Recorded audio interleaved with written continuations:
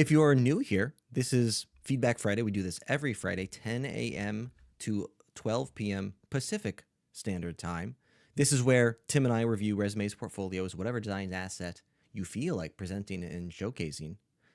We will invite you up on stage. We'll ask you to chat with us a little bit. We'll learn more context about you and what your friction points are, and then we'll attempt to take a look at your asset and see if we can iterate to better accommodate those goals. Now, preface for you, everything we're doing today is being recorded and live streamed to the greater world on the YouTubes. Link in the chat if you scroll way up to the top, or it's in the middle somewhere as well.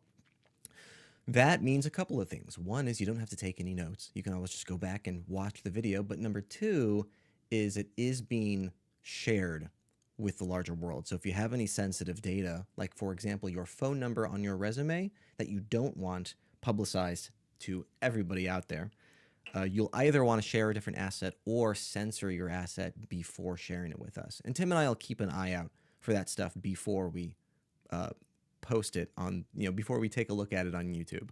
At least that's the goal. We'll see how it goes. Tim, just a couple of other silly shenanigans here. Design Buddies has a book club. They've just started up. They're just finished with the introduction. So if you want to join book club, still plenty of time to join there. The introduction is 7 pages long, so you are not far behind. Any other local events going on? For people in Arizona, I'm going to be hosting a Raycast in-person meetup. Probably it'll be either the end of March or beginning of April. I'm still trying to pick a date over there. So if you're in Arizona, great news, guys. Not only do you have to listen to me online, but you can come see me in person. It'll be lots of fun. So that'll be going on. More news down the pipeline, though. Let's get into this, though. I'm excited to dig into some portfolios. So some people have also mentioned some things about getting roasted or etc. We just want to preface that this is not a roast session. We hope that everyone will feel welcome. They'll feel supported in here. Our goal truly is to provide mentorship, coaching, positive feedback that will be constructive, not just destructive to you. And there's maybe a time and place for a good roast, but we're not of the mind that this is that place today. So let's just have good conversations and be collaborative and kind of go through stuff. Nate, who's first up for us? We've got Cloudy H. Bang first on the list. Though Cloudy has shared 2 documents with us. One is a portfolio and another is a resume. You found him. Excellent. Good morning, Cloudy. How's it going?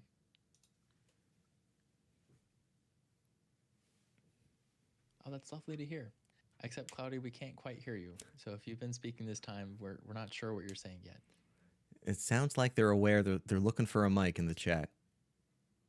I'm imagining them shuffling through, the junk drawer.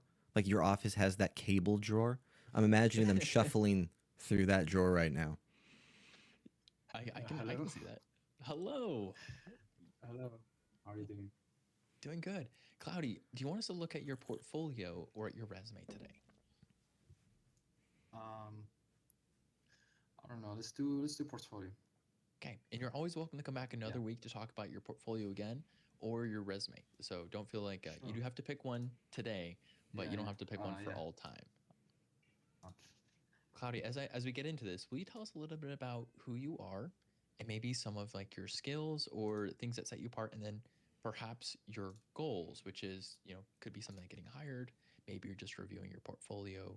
Maybe you're looking to talk about a specific case study you did some work on. We'd love to hear some more insight into you so we're on the same page. I'm Nadir. That's how you pronounce my name. Yeah. I'm a front-end web developer, self-taught. I taught myself to write code, and I'm trying to find a job right now in this field. So I'm kind of a junior. So I don't have much to say. Yeah. Okay. Yeah. Now, you said you're a front-end web developer who is self-taught, who is trying to get a job. Yeah. Are you looking for freelance work? Are you looking for full-time employment work? Is there a particular industry or a type of company that you might like to work for, or that you've done work for in the past? I've not done work in the past, but I'm looking for both. I'm looking for freelance if I could find one, and a job. Like that's my actual goal, like a job, a remote one, to be exact.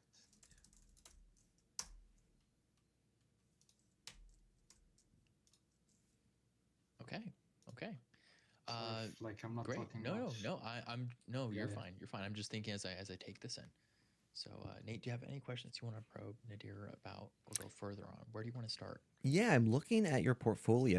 Now, Tim and I have expertise in product design. That's our industry of choice or skill set of choice. And I'm seeing on your portfolio here, it looks like you're targeting more front end web development. Is that accurate? Is that the title you're looking to target? Uh, yeah, yeah. Got it. It Okay. is. So one of the Mhm. one of the caveats we then have to mention is we don't have expertise in web development, nor do we have as much familiarity with portfolios dedicated toward that of web development. So happy to provide a second eye, but you Yeah, should take all of our rhetoric and challenge it with other folk and validate that our assumptions and biases here are accurate in any fashion. Is that making sense?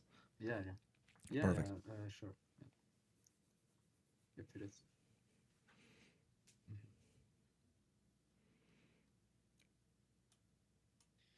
All right. Well, so Nadir, we'll do Yeah, some early preliminary conversations just about like how job stuff works. So typically, when it comes to being selected for anything, right? You think about like any product. A portfolio is a version of presenting yourself as a product, and people buy things that they tend to think they have a problem that needs solving for, and this product will solve that problem. So Nadir, when I'm looking at your portfolio, one thing I'm looking for is what problem do you solve? And is it the problem that I have? Will I get the benefit of choosing you to solve my specific problem? And so sometimes one thing we recommend for portfolios is having short statements that identify maybe more of like a selective niche. So I do yeah, think it's important that you have this on here, front end web development. That's awesome. But there might be some opportunities for you to include maybe an additional sentence or two underneath this or somewhere within this vein that helps anchor us to say, Nadir is a front end web developer who specializes in solving this particular type of problem or this type of product or this industry, and therefore is most appealing to these people and will solve problems for them. And then maybe something about like the kinds of efforts or results that you can deliver. This is usually founded and based on like previous projects. I see that you only have one, well, two. One is your yeah, portfolio though, yeah. but One. one Yeah. previous project listed, which I clicked in. Cool that you have it here. Do you have other projects perhaps that you've already done or worked on, or is it just this one right now? No, it's just this one right now Okay. because I just started. Yeah. Yeah, well, I think this is probably a great just starting place to be for having, having a little store product, maybe a little bit more room to Yeah. Improve it. Yeah. grow. Look at all these products. Yeah. Oh my god. Yeah. But I do think it's cool. So maybe, for example, you could talk about front end web developer with experience building shop experience with experience building shop, storefronts, Mhm. online storefronts. So that could be something Yeah. you include as your specialty here. Um, Nate, what do you think? Well, my mind is going a couple of directions with this. So, in regard Mhm. to what one wants to find in a portfolio, we typically talk about the three target audiences: recruiters, hiring managers, future peers. My assumption is that these are still applicable to that of web development. So, with those three audiences in mind, I, Tim, you may have to challenge me on this. Is the workflow for development to still identify case studies and validate that those are the correct momentums, the correct things to build momentum forward? The development experience I have mostly seen comes from one having it's hard to show developer experiences in case studies the same way a designer might. Like designers have ownership over specific items, or developers contribute over lots of projects all together. And so case studies is not always the way developers communicate their value. Not that it's bad to have a case study as a developer, but I think sometimes it comes down to more of like individual coding challenges or interview steps versus the actual portfolio piece, like having a GitHub that is active or other things that show active work as developer make a difference. but I haven't often seen developers having like the case studies, like the make or break inside the interview process. Gotcha. Okay. Well, if that's the case, Nadir, I don't have a strong argument for advancing those case studies. So at the moment, if Tim were to scroll down slightly, we'd see a section that would normally I would perceive as showcasing case studies. You've currently got them located here as projects. That said, these don't dive into deeper pages on your site. They dive to the actual product web page themselves. So we're leaving your website to go take a look at those. Now, this is where my ignorance kicks in. If in the product design space, I would argue we should build out case studies. In the developer space, I don't have enough education to argue what's the correct applicable flow best meeting the needs of hiring managers and recruiters. So I don't have a clean answer for you here. Tim, with that in mind, I'm kind of... Oh, go ahead. We might, if I had to move forward, yeah. I'm just curious in the chat, guys, is anyone here a like developer first who is a little bit more experienced in their field and has like any insight onto this thing for Nadir here? And if you do, just go ahead and leave a couple of comments in the chat for him, so we have a good direction to leave him with. Otherwise, Nadir, I think I'm with Nate. I can give you a couple of quick things. So I think stylistic. So I'll be candid, I don't go to a lot of developer sites where the developer's website looks very pretty. Like there's a few out there. But for the most part, they're pretty standard. I think it's fine. So I think as far as like the UI of your website is, I think this is okay. There's nothing crazy happening here, and that's fine. I might consider adding in maybe this top box on maybe the right hand side, adding maybe like a LinkedIn, like a link to your LinkedIn page, or maybe like a link to your email page. Just a little bit of like navigation, so if someone gets here, they know where to find you. I do think you have some of that though in the footer, kind of. Yeah, so I'd move some of these footer links to maybe the header as well, just so people get here. It kind of takes the space a little bit better. Great job with having a mobile responsive site. Most people are on mobile sites, which is really important to have. You have a very nice button. We love a good button here. I will note that your sections are very close together. It's possible that if you just gave yourself a little more room here, some of these would breathe just a tiny bit better, and that could be a slightly better experience for people, right? Just a little bit more room. Let's see, a little bit more room for some of this content, right? Where it's just kind of got its own space a little bit more, feels a little bit more roomy. It's kind of a weird effect that a lot of senior portfolios have ample amounts of like white space or black space in this case, but that like general white space kind of helps things breathe and feel nice. That could be a quick little UI win for you. You also have a couple of things that look like buttons that aren't buttons, right? So this Next.js, this is not a button. Yeah. This is not a button, but they do kind of look like buttons because this is a button, this is a button, and these down here are also buttons. So I might recommend just stylistically maybe figure out a way to represent this. Put it in like a table or a grid. That doesn't look necessarily just like a button does. And then I would be careful with your contact me area. If you're trying to get hired full-time, usually that means you apply to a job online, right? You might go to LinkedIn jobs or something like that, Indeed maybe, and you apply to a job. People who are looking from that front though are probably not going to reach out to you via a form. And so it'd be a good idea to have your email exposed. So that way someone could email you directly instead of having to use a form field. Or like I said, having your LinkedIn kind of be a little bit more prevalent in this navigation bar so people can kind of get there. But otherwise, Nadir, I think that's probably the most insight I can give you at this time. If you come back in the future, though, I will do some research. I'm putting it on my to-do list. I'll research this out for you so I'm a little more informed next time we see you.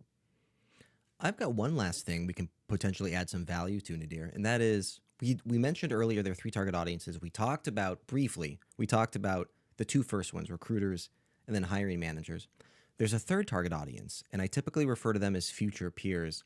Now, the reason I'm bringing up future peers is because in regard to getting jobs, the most effective strategy is still to this day building out one's network and gaining referrals into already existing organizations.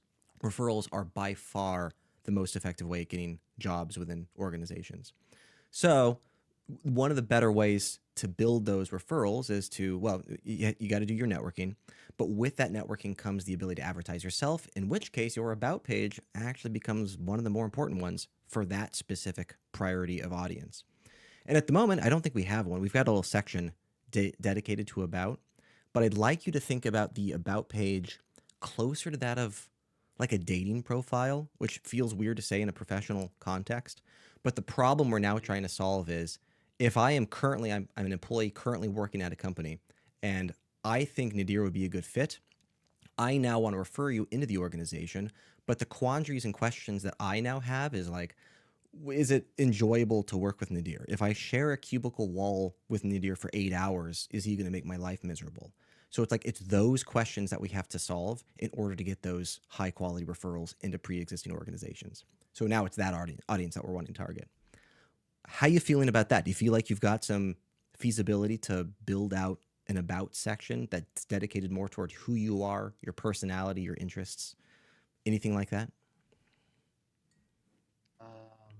I don't have much like to say about myself in an about page, but I'll think of some things to add. Yeah, that's Yeah, an I totally hear you. Mhm. An about page can be kind of tough, right? It's kind of Mhm. like how do you talk about yourself? I would take the stance of Yeah. have you ever if you ever do an interview with someone, typically there's like a series of questions they might ask you. Like if you were to look up a list of like 100 questions that developers get asked in an interview, it might be good for you to look at those questions and then to just like talk about yourself and try to answer some of those questions. And then you can take that as like a starting point for your about page. So your about page is a great place to one, it shows off who you are, right? So you can talk about like, who are you? Where are you from? How did you get into developing stuff? Where do your skills come from? What are some of your motivations? What are you like outside your life? Then also for you to take a sneaky opportunity to say, here's all the reasons I'm actually the best developer in the world that you should hire me for your specific company because I can answer all of your questions by you just reading this page. So you might be able to like sneak in some good insight about, how do you approach like what are your opinions on regex or other things like that, and you can speak a little bit to that inside of your about page in a sneaky way sometimes. Yeah. And do you think, like, as a junior, should I put in my portfolio like a junior title? Like, would it be bad or or more specific or something?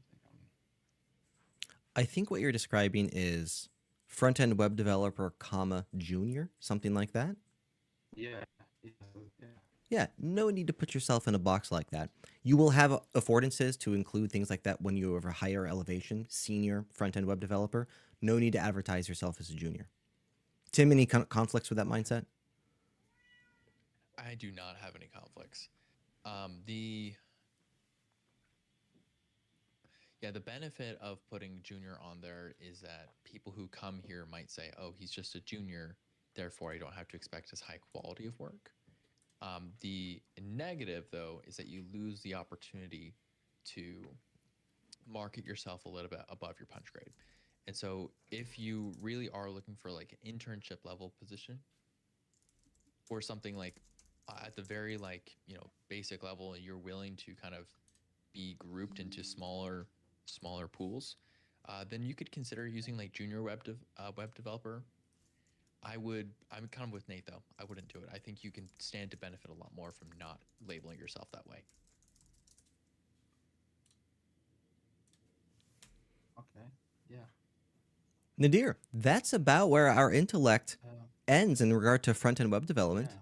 I'm looking at the clock. How you feeling? Yeah. Do you feel like you've got some takeaways that you're able to work with? Yeah. Yeah. I've got a lot like to work on my portfolio now. Like, you give me some really good ideas to add and stuff. Yeah.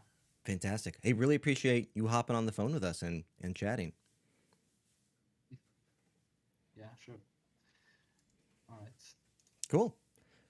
Tim, I'm looking at the list. Let's see who's next on there. Looks like we've got next up is Pavan. And then Pavan, when we get you up on stage, please correct my pronunciation of your name.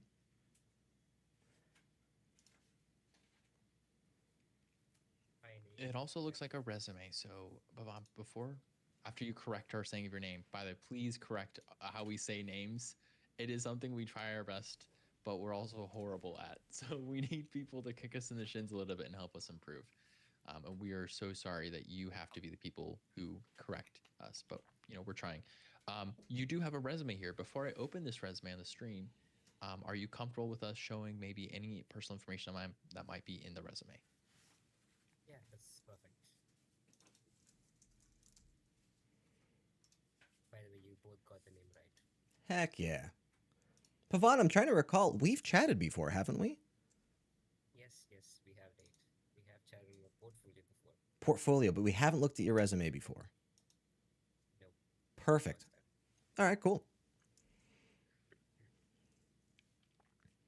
Give us a bit of All right. context, Pavan. We've got your resume, which is theoretically all the context we need, but give us more context and clarity in regard to what your goals are. So my goal is to get an entry level job, and I'm just starting into UX design, and it's been a year since I've been doing it, and I've done a lot of personal projects.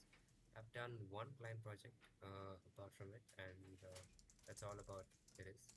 Just looking for internships or entry level jobs into the UX market. Gotcha. So you are a year into your job search, and No, you I are just looking for. started my job search. Okay, sorry. So you've been doing design UX design work for about a year now, which is a mixture of Yes. your own stuff, client work, and now you are starting your job search. And so this is like you kicking off into that area, and you want to be prepared and you serious, and you want to be a good contender. Okay. Yes, you got that. And Pavan, you are slightly difficult to hear if you're able to scoot that mic a little bit closer. Am I audible now? That's better. That's great. Yeah. When we take a look at resumes, we typically start with a high elevation and then work our way inward to more specific things. So one of the first things we're looking at is are all the sections we're expecting to see on there, are they located in the correct order? And then we can narrow down to like the actual sections themselves. So you're starting with education, and in regard to typically we start resumes with what's the most important thing? What's the most important thing if we were to advertise Pavan? What's the most impressive thing about Pavan? And we typically start with that. Now, for most folk, that section will be experience. And in your case, because you're a student, I don't have a strong argument against starting with education. Though I think your work experience section at first glance is potentially the largest opportunity for growth here. Because I think we can do more with that. And if we can do more with that, I'm real tempted to boost that up to the first position. A couple of quick notes for you. Links at the very top. You've got your email. You've got your phone number there as well, I'm assuming, behind the black. Yes. Yes. Perfect. All right, cool. And then LinkedIn portfolio, great links to have. I'm stoked that you've hot linked them. If you're able, also just include the entire link for printing purposes. I don't know how many people are still printing resumes, but in regard to like low hanging fruit, just list out the entire .com there so people who do print it can still get to your resume and portfolio, of course. Resumes can also go through processors. So this is a rich PDF, but sometimes they go through like a submission that might turn it into a flat PDF or something, in which case this like rich text that's stored here in the PDF can get lost. Like for example, if I took a screenshot of this, or like a system took like a screenshot or reformatted this, it would miss what your link is or what your portfolio is, and that could be really important context. It's better to just put it as a full link out. The problem with LinkedIn links, though, is that they're usually ridiculously long links. So if you go to LinkedIn and then you go to your public URL up here, you can actually edit that LinkedIn URL and choose a link for yourself.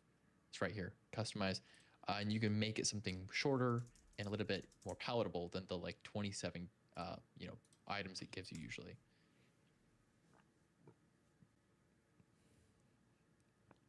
Let's talk about titling real fast. So I'm noticing your resume doesn't have a specific title at the top of it.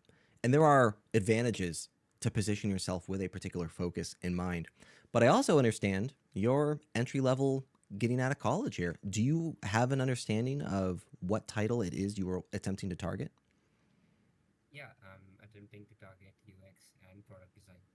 Okay, perfect. So one of the idea now is let's toss that title, that you're targeting into the header of your resume.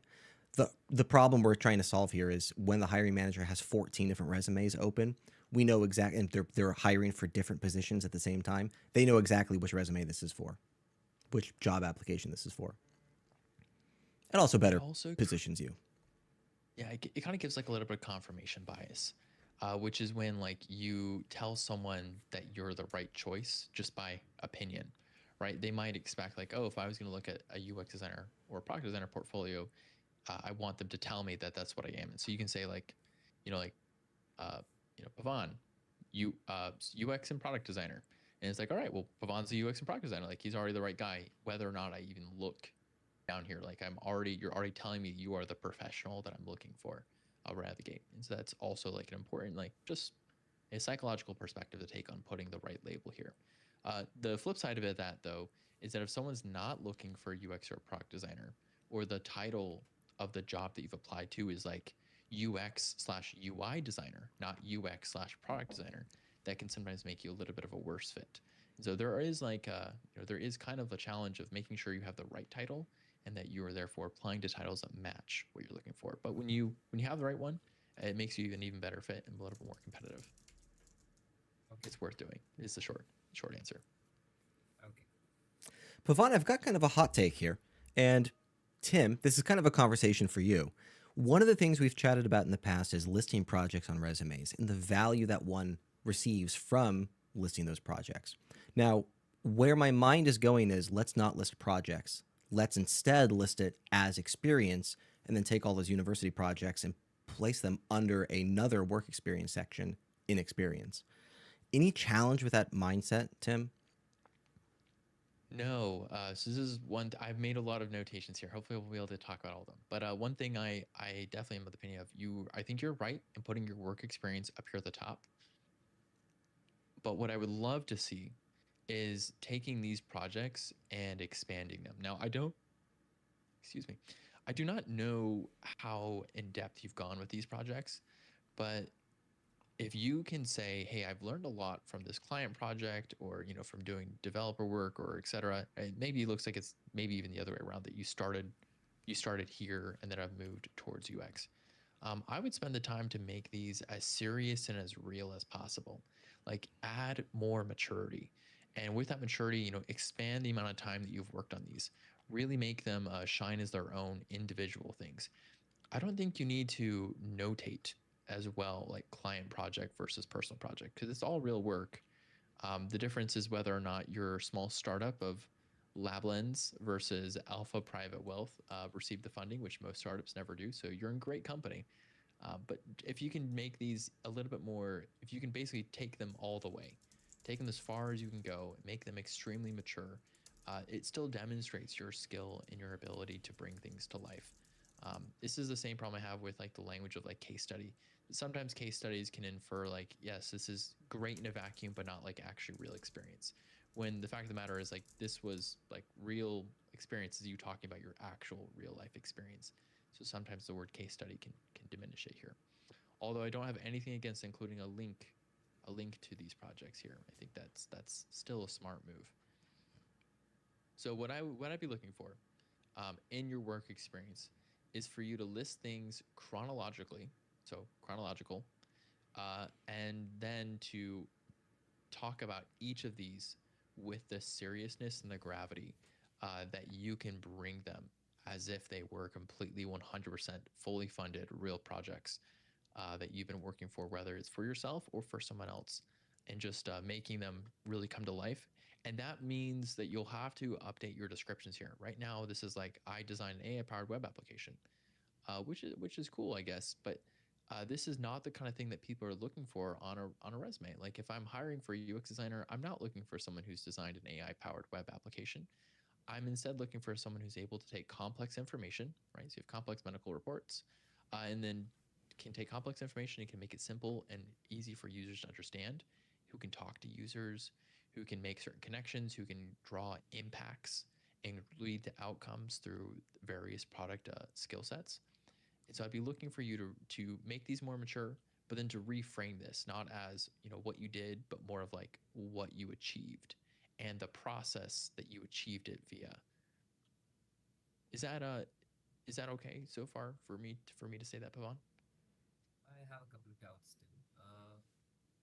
The fact that why I've listed projects over here is that because So I really don't have any impact or metric to measure them by because they are personal case studies.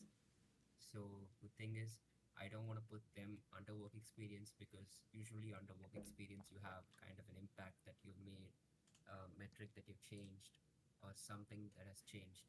So I really don't have anything with respect to that to put these projects. So that's why I then put them in under the work experience. So what do I do regarding that? Nate, do you want to handle this one, or should I can give it a shot here. So I've got two thoughts that come to mind. One is there will sometimes be positions that are real clients and real job positions where measuring impact is difficult. And even in those occasions, one should still list that experience on the resume. The part two of that is Tim and I could chat with you in more depth and we could find metrics enabling you to measure success. And there's a deeper conversation there about how one goes about doing that that's broader than that of this call. But the moral there is there are absolutely ways to measure and identify how one validates momentum in the correct direction. You mentioned metrics here, and metrics are kind of the status quo in regard to like the ideal. Like if you could snap your fingers and get exactly what the correct metric was that's the most impressive on the resume, it would be some sort of like increased conversion by 23%, showcasing a 5% increase in profit for the organization, something like that, right? And those are best case scenarios. There are other case scenarios. One of the common fallbacks that I go to is behavior change. So rather than measuring success as in a hard metric, and here's the formula that has decided that, instead you can measure thanks to my effort, analysts no longer have to utilize this particular software to get to the information they're looking for. That's a soft metric and is still a validation of success and building momentum in the correct direction. So all that to say, I totally hear where you're coming from in regard to like you're doubting you're able to get metrics. I'm fairly, without knowing more about it, I'm fairly confident we could get metrics and we could not fabricate, but we could find the metrics to utilize in those job descriptions. It just takes a little bit of digging. Tim, you've got a spiel on this, and it looked like you had a resource you were wanting to share. Yeah, so when we look at design or anything, right? Anytime you look at design, anytime you are solving a problem, you are applying a sense of reasoning or a process to it, right? You have a decision-making framework that says, well, I made a choice about this thing. It translates complex medical reports into plain English. You're making a choice, you have a reason for it. Anytime you have a reason for it, you can reframe that reason as, I see this problem, so I can create this outcome. And that's your impact. Then you have to say, well, how do I understudy that impact into the specific items that are relevant? For developers might look at things like, they might look at like code speed, right? Implementation speed. They might look at like, certain API calls, server stuff. So they have their own metrics. As designers, our biggest metric is usually going to be behavior change. There's an incredible book called Designing for Behavior Change. It's a hard book to read. I'm not gonna lie, and it's a long book. It's not like don't read this late at night because it will be hard to get through. But it is a very good book. It's about designing for behavior change. This is just one of those ways of helping you realize and helping designers realize that when we're looking at how do we make decisions, we're making decisions based on the behavioral outcomes that we're looking to see in our users. So for example, I again, we'd have to look at this more, but if you're designing an AI-powered web application that translates complex medical reports into plain English, one of your goals, your outcomes might be users understand medical reports faster, right? And so then you might say like, well, we're going to reduce the misunderstanding and the context loss of medical reports for patient understanding, so patients can make better decisions, right? And so then you might say, well, patients should choose to follow their doctor's advice if they understand medical reports more easily. And you might say that's a behavior outcome we're going to track, and we're going to make a hypothesis that if I improve user understanding of medical reports, patients will choose to get more medical procedures that are in practice with what their doctors suggested for them. And that's our behavior outcome. Now, you also notice that when you frame it in behavior outcomes, this is actually what companies want, right? Like if LabLens was a real company, maybe it's like LabCorp or some other medical pharmacy, they're probably not looking for someone to design an AI-powered web application. they're looking for someone who will help their users have better lives, or sometimes when they're a little bit more motivated, maybe spend more money, or maybe for them to use their features more often, or for them to make certain decisions. And then as the designers, our job to say, well, how can we lead to these outcomes through visual or experience choices? Whether it's like, I'm going to change the onboarding and therefore more people will use this app, or I'm going to change the color experience so more people can see and we can emphasize certain information that leads to better choices and outcomes. And that is like the whole name of the game.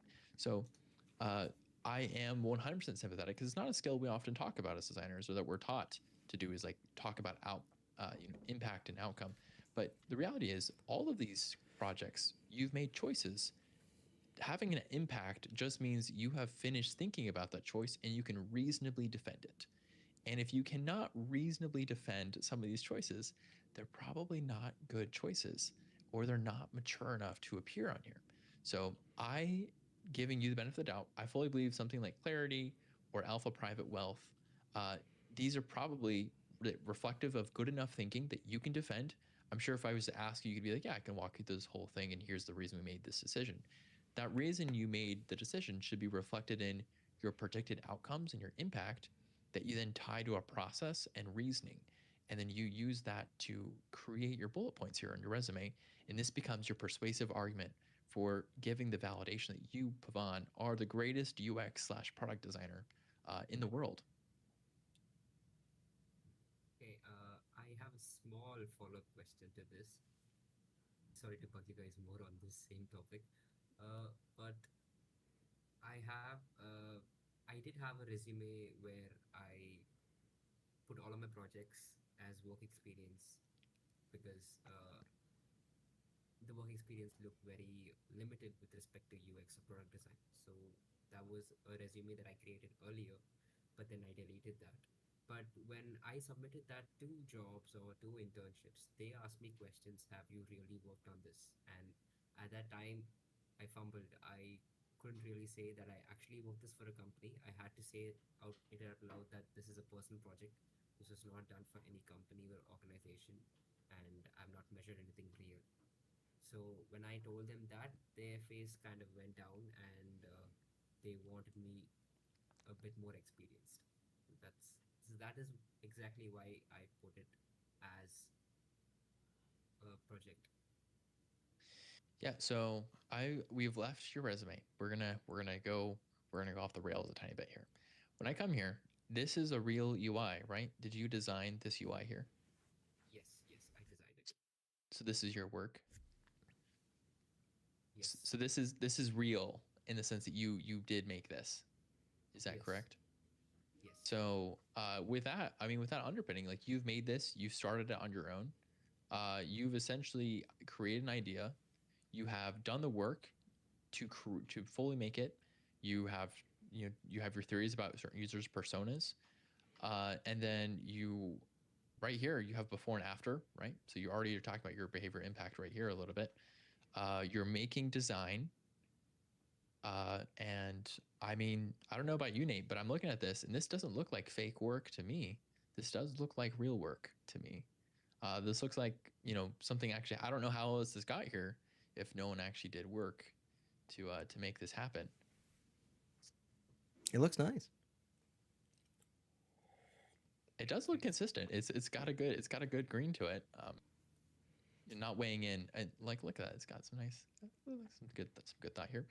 Um, I think that what you're describing is, sometimes people have a tendency to say, well, if this wasn't for a really, really big, really big company, or this isn't like funded by like $1 million or something, it's somehow less valid.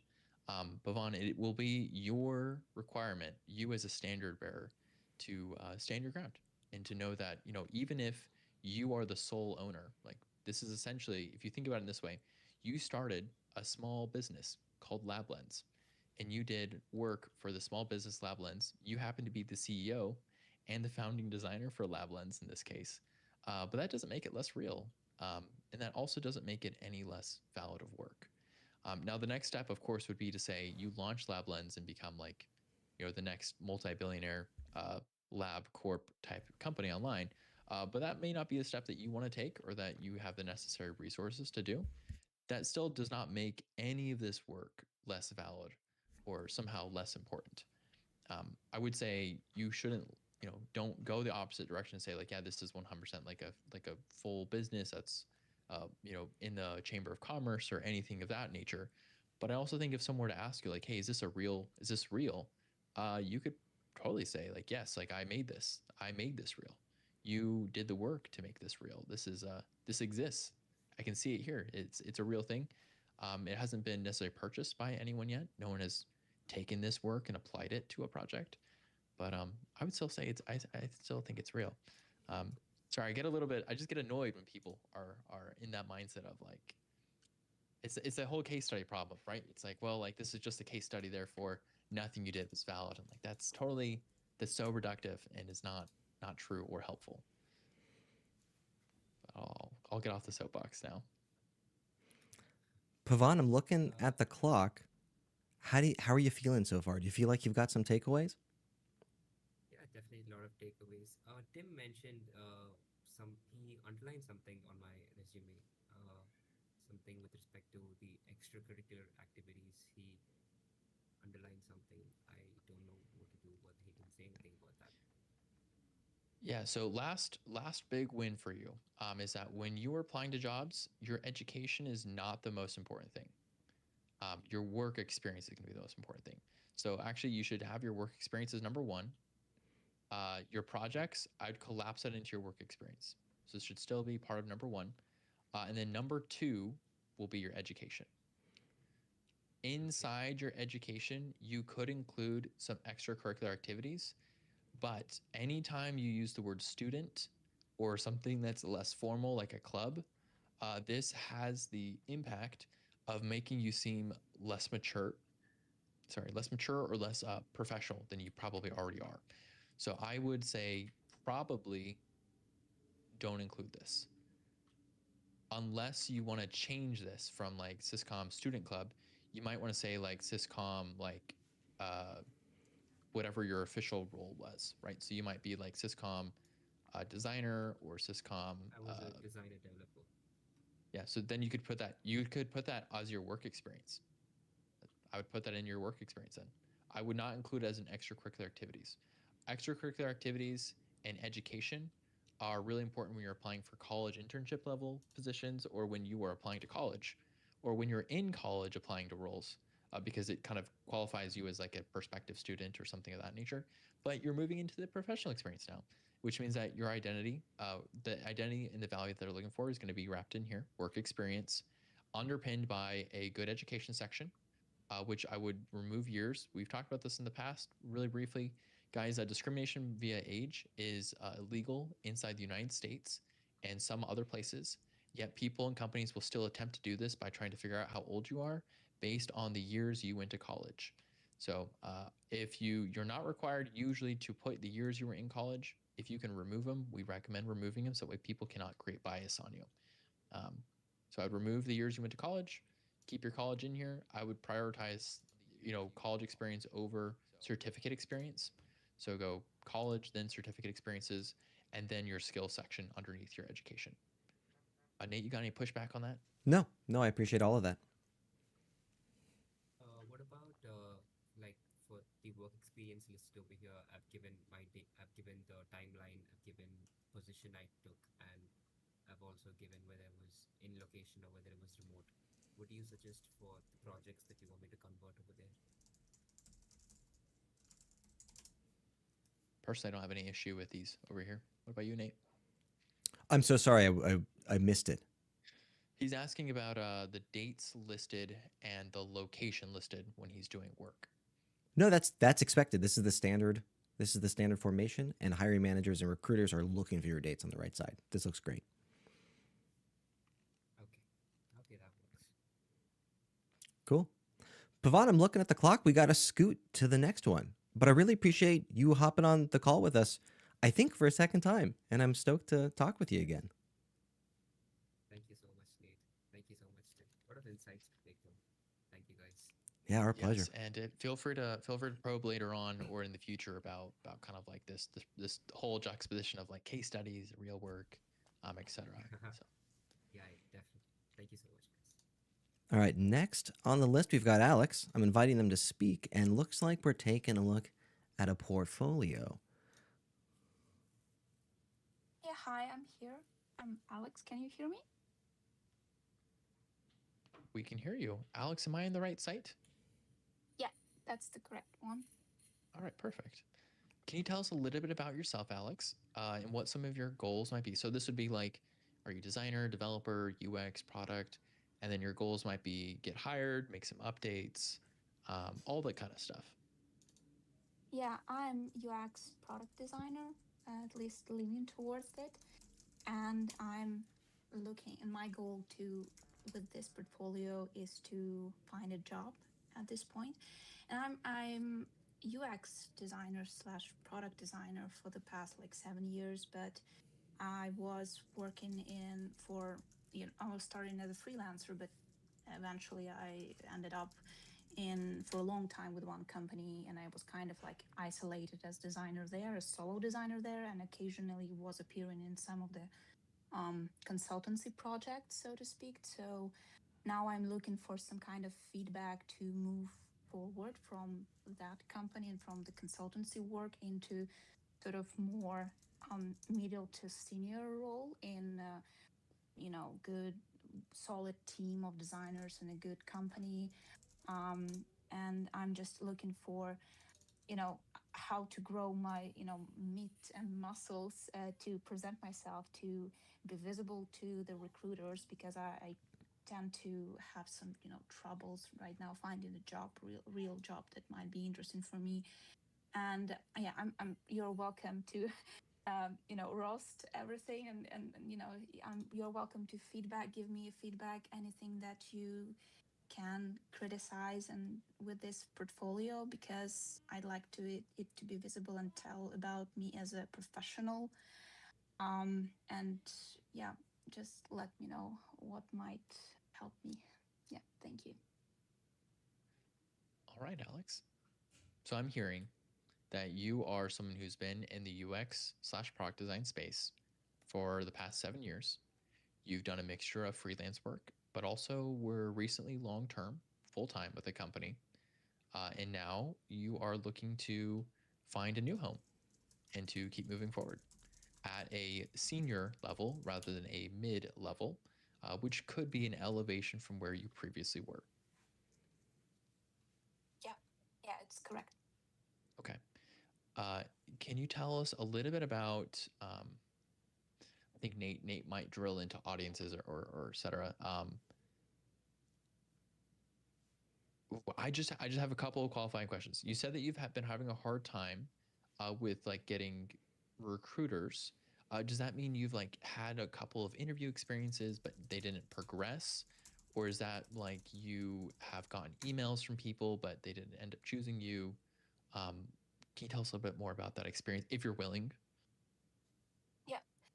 So yeah, I got a few interviews. I go through some of the steps of the interviews. I've never get anything, further than like technical interviews and etc.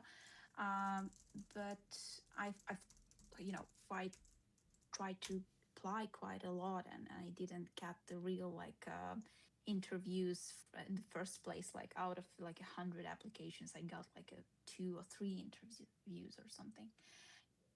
So I'm trying to, put out myself there from different perspectives with this portfolio. So I have like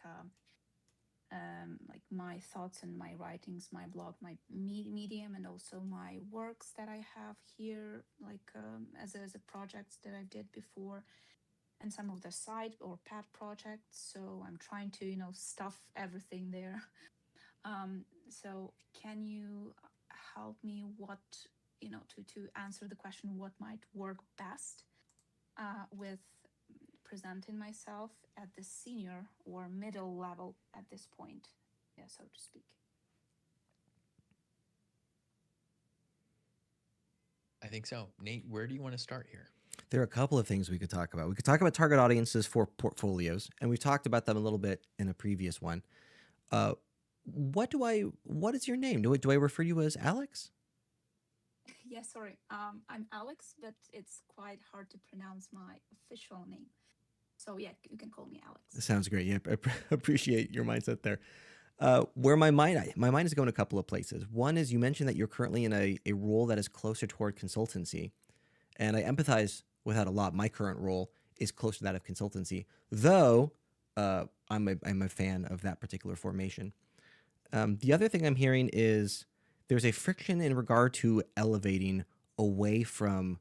Am I accurate to say elevating away from junior to mid to senior? It sounds like you're trying to elevate, but you're struggling to get that elevation.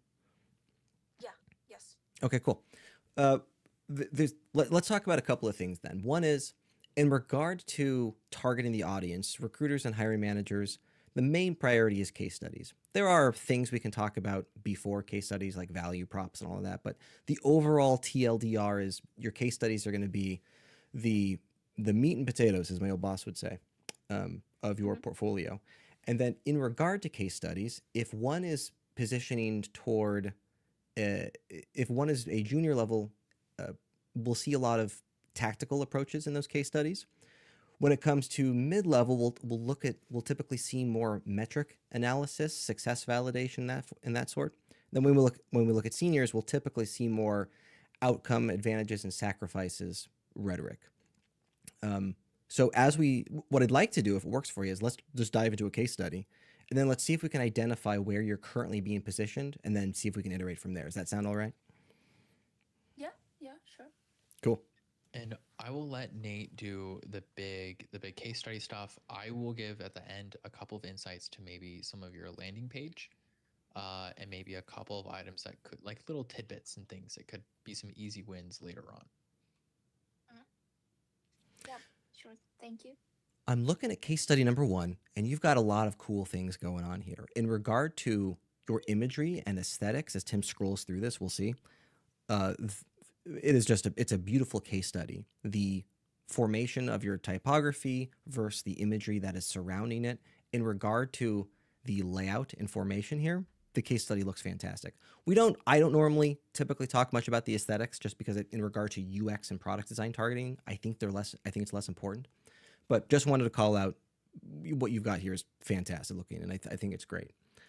Let's scroll back up to the top, and there is a quick win we could potentially achieve for that of recruiters. So recruiters, in a nutshell, don't have deep understanding of of what you do or what your job title is.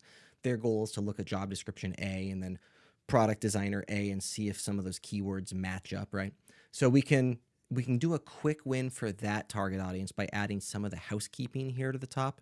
The housekeeping being the timeline of the project, your role in this particular project. Oh, you've actually got the role on the very left side. So you've got a housekeeping section. I'm just looking for more of it now, like timeline, the industry that this particular thing was in, your skill sets potentially utilized in this thing. The goal there is SEO, if that makes sense. Kind of a silly strategy, but for recruiters, that's real helpful. In regard to the case study itself, I think, and I haven't read through it, so the general motion that hiring managers, recruiters, and really everybody take looking at your case studies, that they're not going to read the thing. They are going to skim, they'll scroll through it, they'll maybe find a section that looks interesting, and then they'll read that, and then they'll carry on scrolling. So then the friction point becomes, how does one design a case study for consumption, knowing that their target audience is scrolling and skimming the entire thing? And that's where a couple of things come into play. One is a great use of imagery. I think you're doing great there. The second is titling and storytelling within your titles. And this might be an area of opportunity. So if we take a look at some of the titles of your sections, you've already got a really close mindset here. Actually, Tim just highlighted building blocks. That might have been a good section. Let me scroll down to it. Building blocks is this is a case study dedicated to a design system, so it makes sense to have a section dedicated around building blocks. What I'm more interested in is, like, if you're able to summarize that paragraph to the right and then take that summary, include that as the title, now we're telling the story of why you're building this particular solution in the way that you are. So a common strategy we can use, like a common trick, is to just take a look at your paragraph and replace the title with the first sentence. And in this case, we've got, this is where the system comes alive with production ready primitives and opinionated solutions. And that's real close to an interesting title. Oh yeah, Tim's already on it. Building blocks making primitives come to life with yeah. See, so now we're Yeah, I see. yeah. So now those who scroll through this can still understand your story. The barometer of success for you is if you were to only look at the titles of your case study, they should still have an understanding of the story you're telling. Potential Yeah, got it. optimization That's cool. strategy. Yeah. Let me pause there. There's something else I want to talk about, but how you feeling about that so far? Yeah, it's yeah. Idea is something that I was looking for. The actual, this is what I was waiting for from you. So yeah, that's so cool. I got it. It's I would do that immediately. Yeah. Cool. Okay. Yeah, there's some low hanging fruit for you. Storytelling is so good, or it's so powerful and impactful. There is a potentially higher elevation friction point that I think is also worth talking about. And early on this call, you mentioned your target was UX/product designer, and there are nuances I would argue between those titles. I would argue we choose one over the other. That said, either of those titles are still going to prioritize user flows and user problems over the tactics of UI. Now, I have to caveat, like I know this case study is dedicated to a design system. So in general, this case study is going to be more UI oriented. That said, I would love to see more. I think this case study is positioning you as a UI designer. And I think that's against your goals of targeting UX and product. If we were to elevate this to UX or product, I would love to see more negotiation on how you went about identifying user problems, who your users are and what their pain points are. And then even higher elevation than that, what are the business problems you're solving by breaking down, how are you breaking down business problems and solving those business problems via the solution of a design system? How are you feeling about that? You have a why section at the top. Do you cover this already? Yeah, kind of, because this particular design system was created for like complex business B2B apps.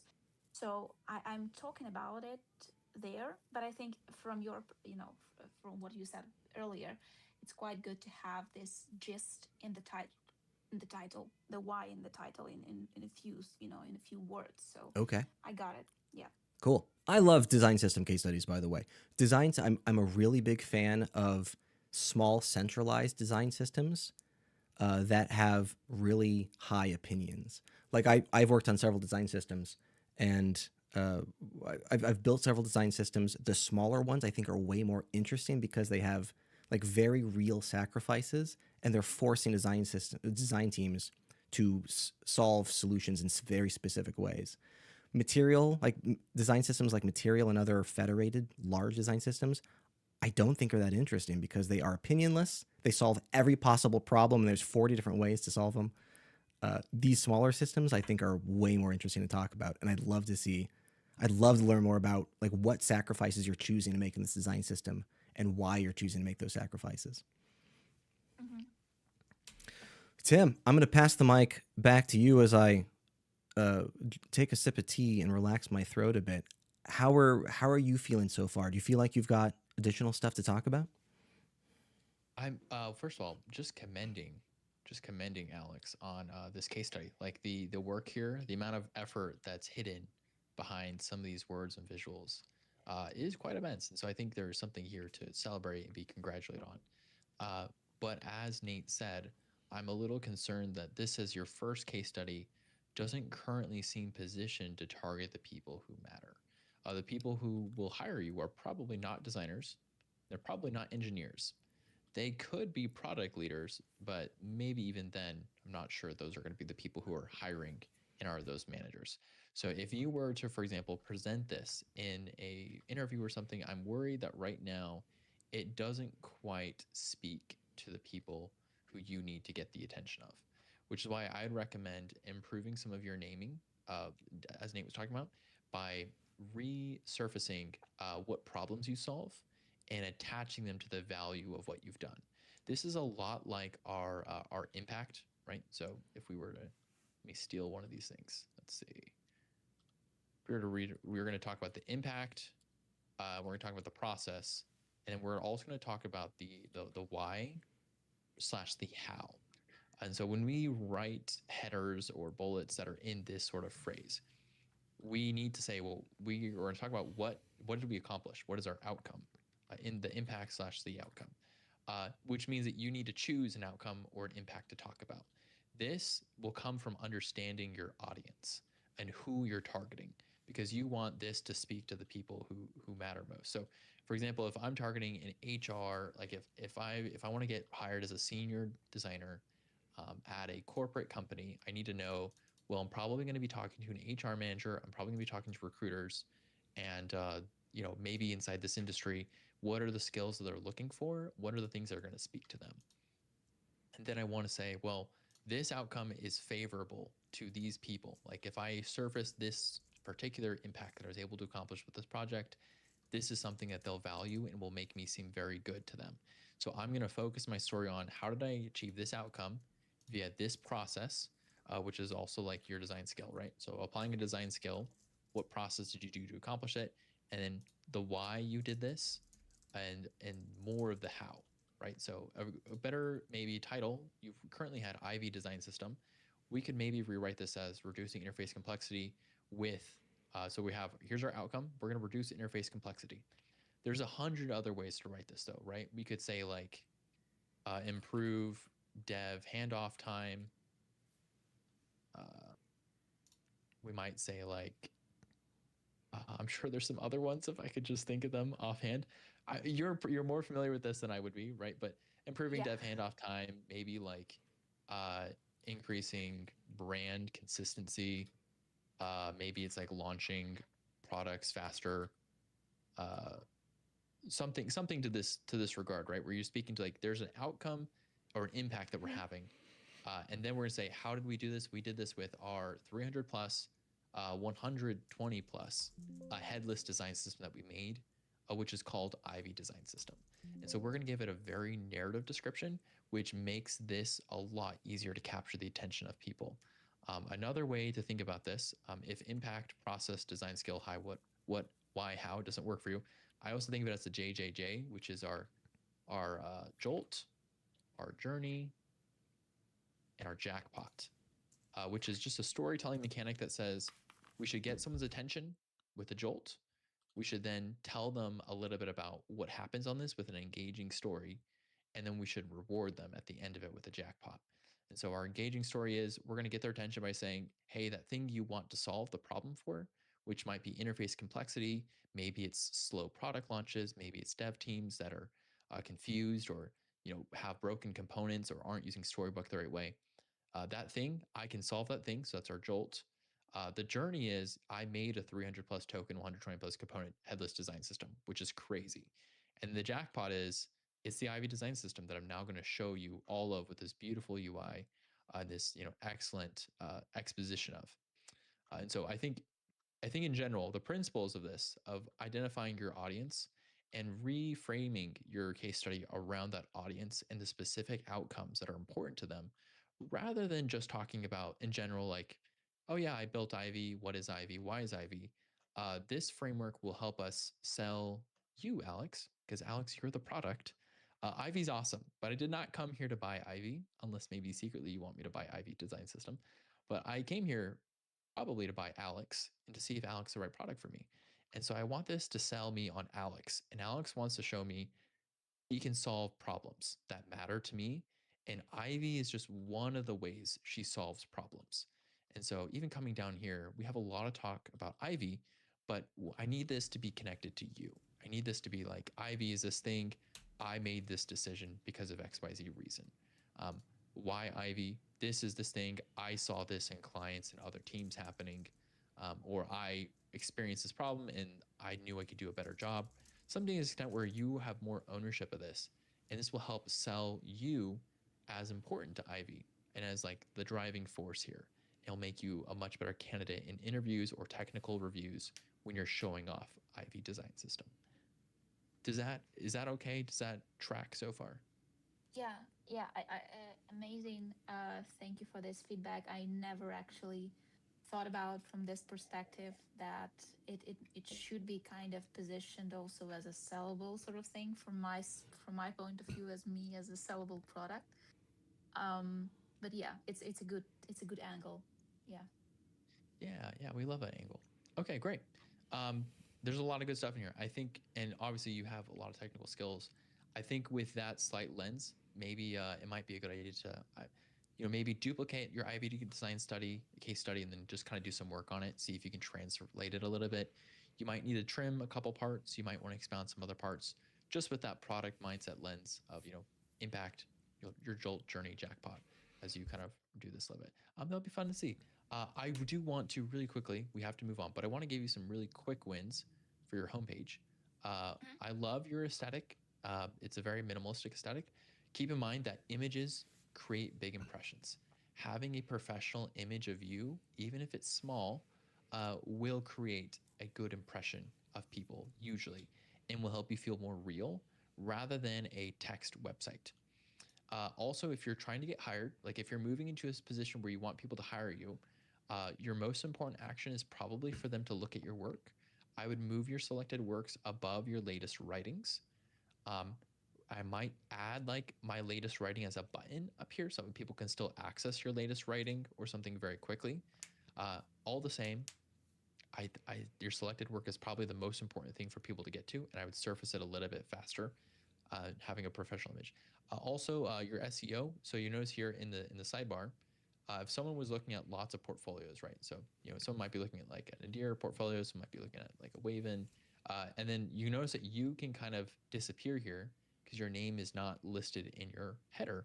So I would go into your SEO, your metadata settings. I would just add your name as a title up here, somewhere up here.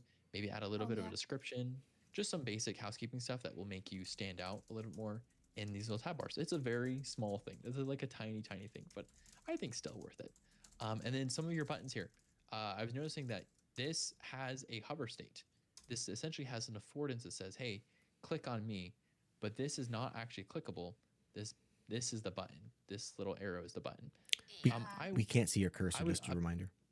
oh gotcha. Okay, let me put this. So this you would think that when you hover over this card here, thanks for that call out, Nate. I appreciate that. This is not the button here, so you can't click on this as the button. The button's actually this arrow.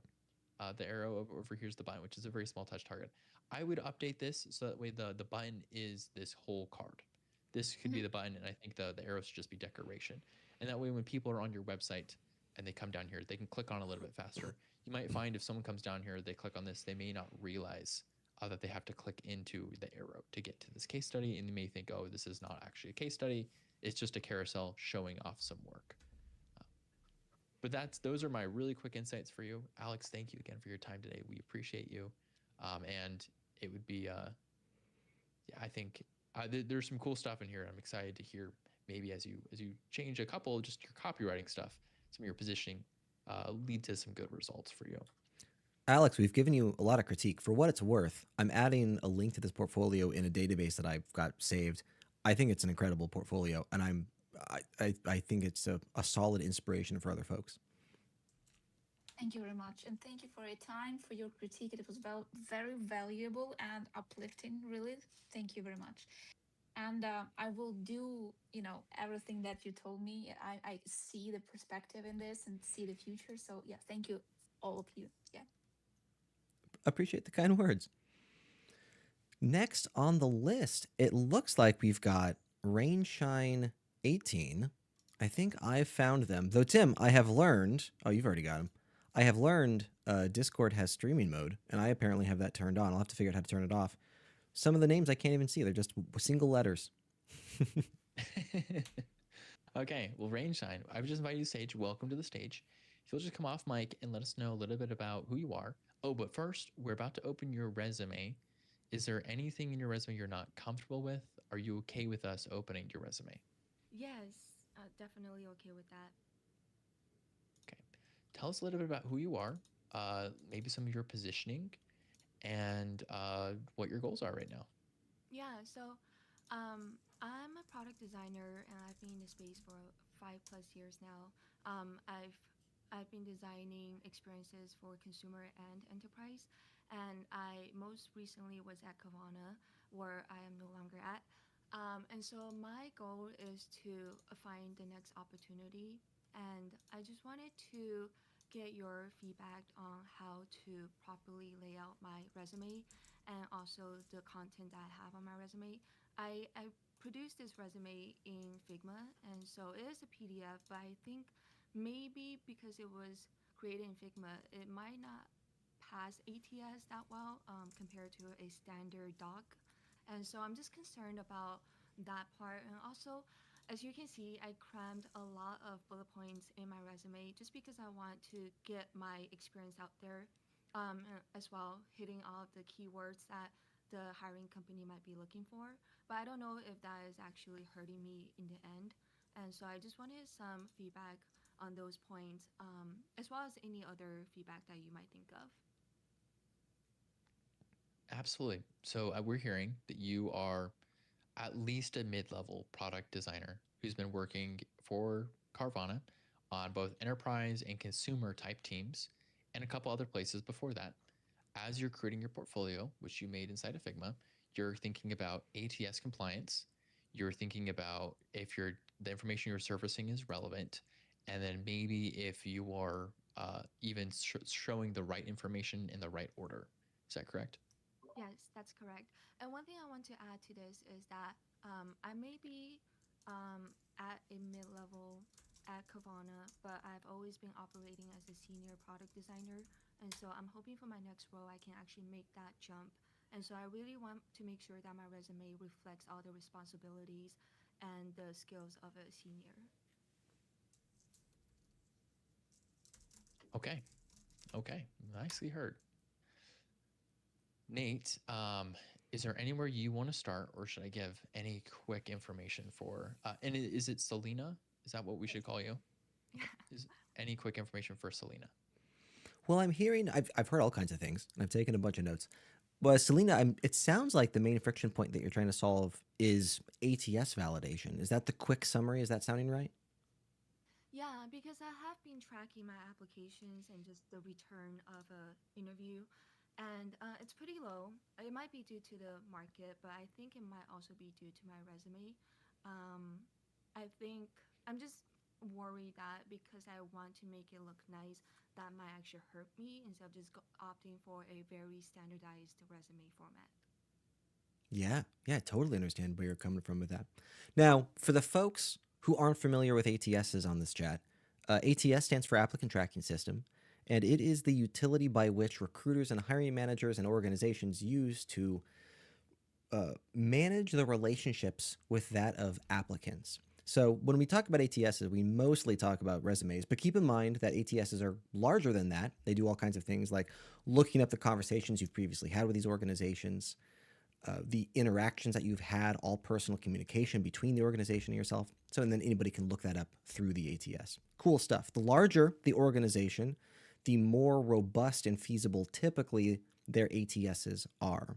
Now, circling back to resumes, one of the things that Selena's concerned about is ATSs are a robot, and because we have 1,000 applicants for every individual job description, the game has pivoted slightly, maybe not even that slight, the game has pivoted to an SEO first approach to resumes. And that is a real conundrum with the current environment. So the priority one is this resume consumable and parsable to that of the ATS black box mystery machine that the robots are driving the world with? Now, at first glance, Selena, Figma, not usually a solid application in regard to building resumes for a lot of like different reasons. But like a lot of simple ones too. Like for example, like, do you know what size document this is? Do you happen to know if it's an 8.5 by 11? I think I did select that frame in Figma, so it should be good. I see. Does Figma even have inches as a unit? Not necessarily inches, but they do have A4. Yeah, Oh, they they got have an A4, A4. Okay. the standard paper document size. Yeah, you know what's interesting about A4, and this is something that I'm experimenting with, is in regard to page size. I no longer have a strong argument for standardized page sizes. how many people are printing resumes anymore is a little questionable. So like, why not just submit an 8.5 by 30 with the objective of SEO? I no longer have a strong argument against that mindset, right? So, well, circling back to Figma, Figma's usually, in regard to like ATS consumption, Figma's usually provide some challenges. Quick glance though. So normally a quick barometer of success, I just copy and paste your resume into like a notepad document to see the order of information. And it's actually consuming it fairly okay. There are certainly some typos. And when I say typos, they're not typos that you've made. They're typos in the parsing of notepad. So like a lot of words have spaces in the middle, which means you're losing out on those SEO keywords. But like that's not something you can, that's just Figma shenanigans. I would recommend moving to a more standard document application of some kind. Google Docs, Microsoft Word, as much as I hate to say them, they really are the industry standards here for this. But if you're feeling fancy, you can go with an InDesign. Gotcha. Yeah. All It's that, sorry, all that to say, this is parsing, at least with my perception, this is parsing better than I expected it to. okay. That's good to hear. Yeah. I also want to mention on resumes, Tim and I don't typically talk about all the possible things that we could improve on any of the things people showcase. Instead, we typically prioritize and showcase like what are the top 3 most important things you could prioritize right now, and then work on those. Come back to us when you're done. We can work on the next most important things. I'm looking at your resume, and you're doing all the things correctly here. Like there are certainly some nuances we could talk about. I would argue your resume is heavily in the optimization stage. You are 90% of the way there, if not higher, and now it's just like tweaking to slightly make it better in every instance. Tim, are there any like large gotchas you're finding here that you think are low-hanging fruit? I am only seeing one, which is you don't have your LinkedIn on here.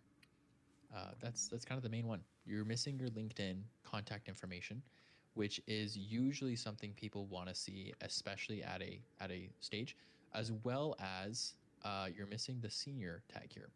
If you would like to be seen as a senior product designer, you should just claim it. The cool thing and the weird thing about jobs and anything is that the person who needs to give Selena the permission to be the senior product designer is also Selena.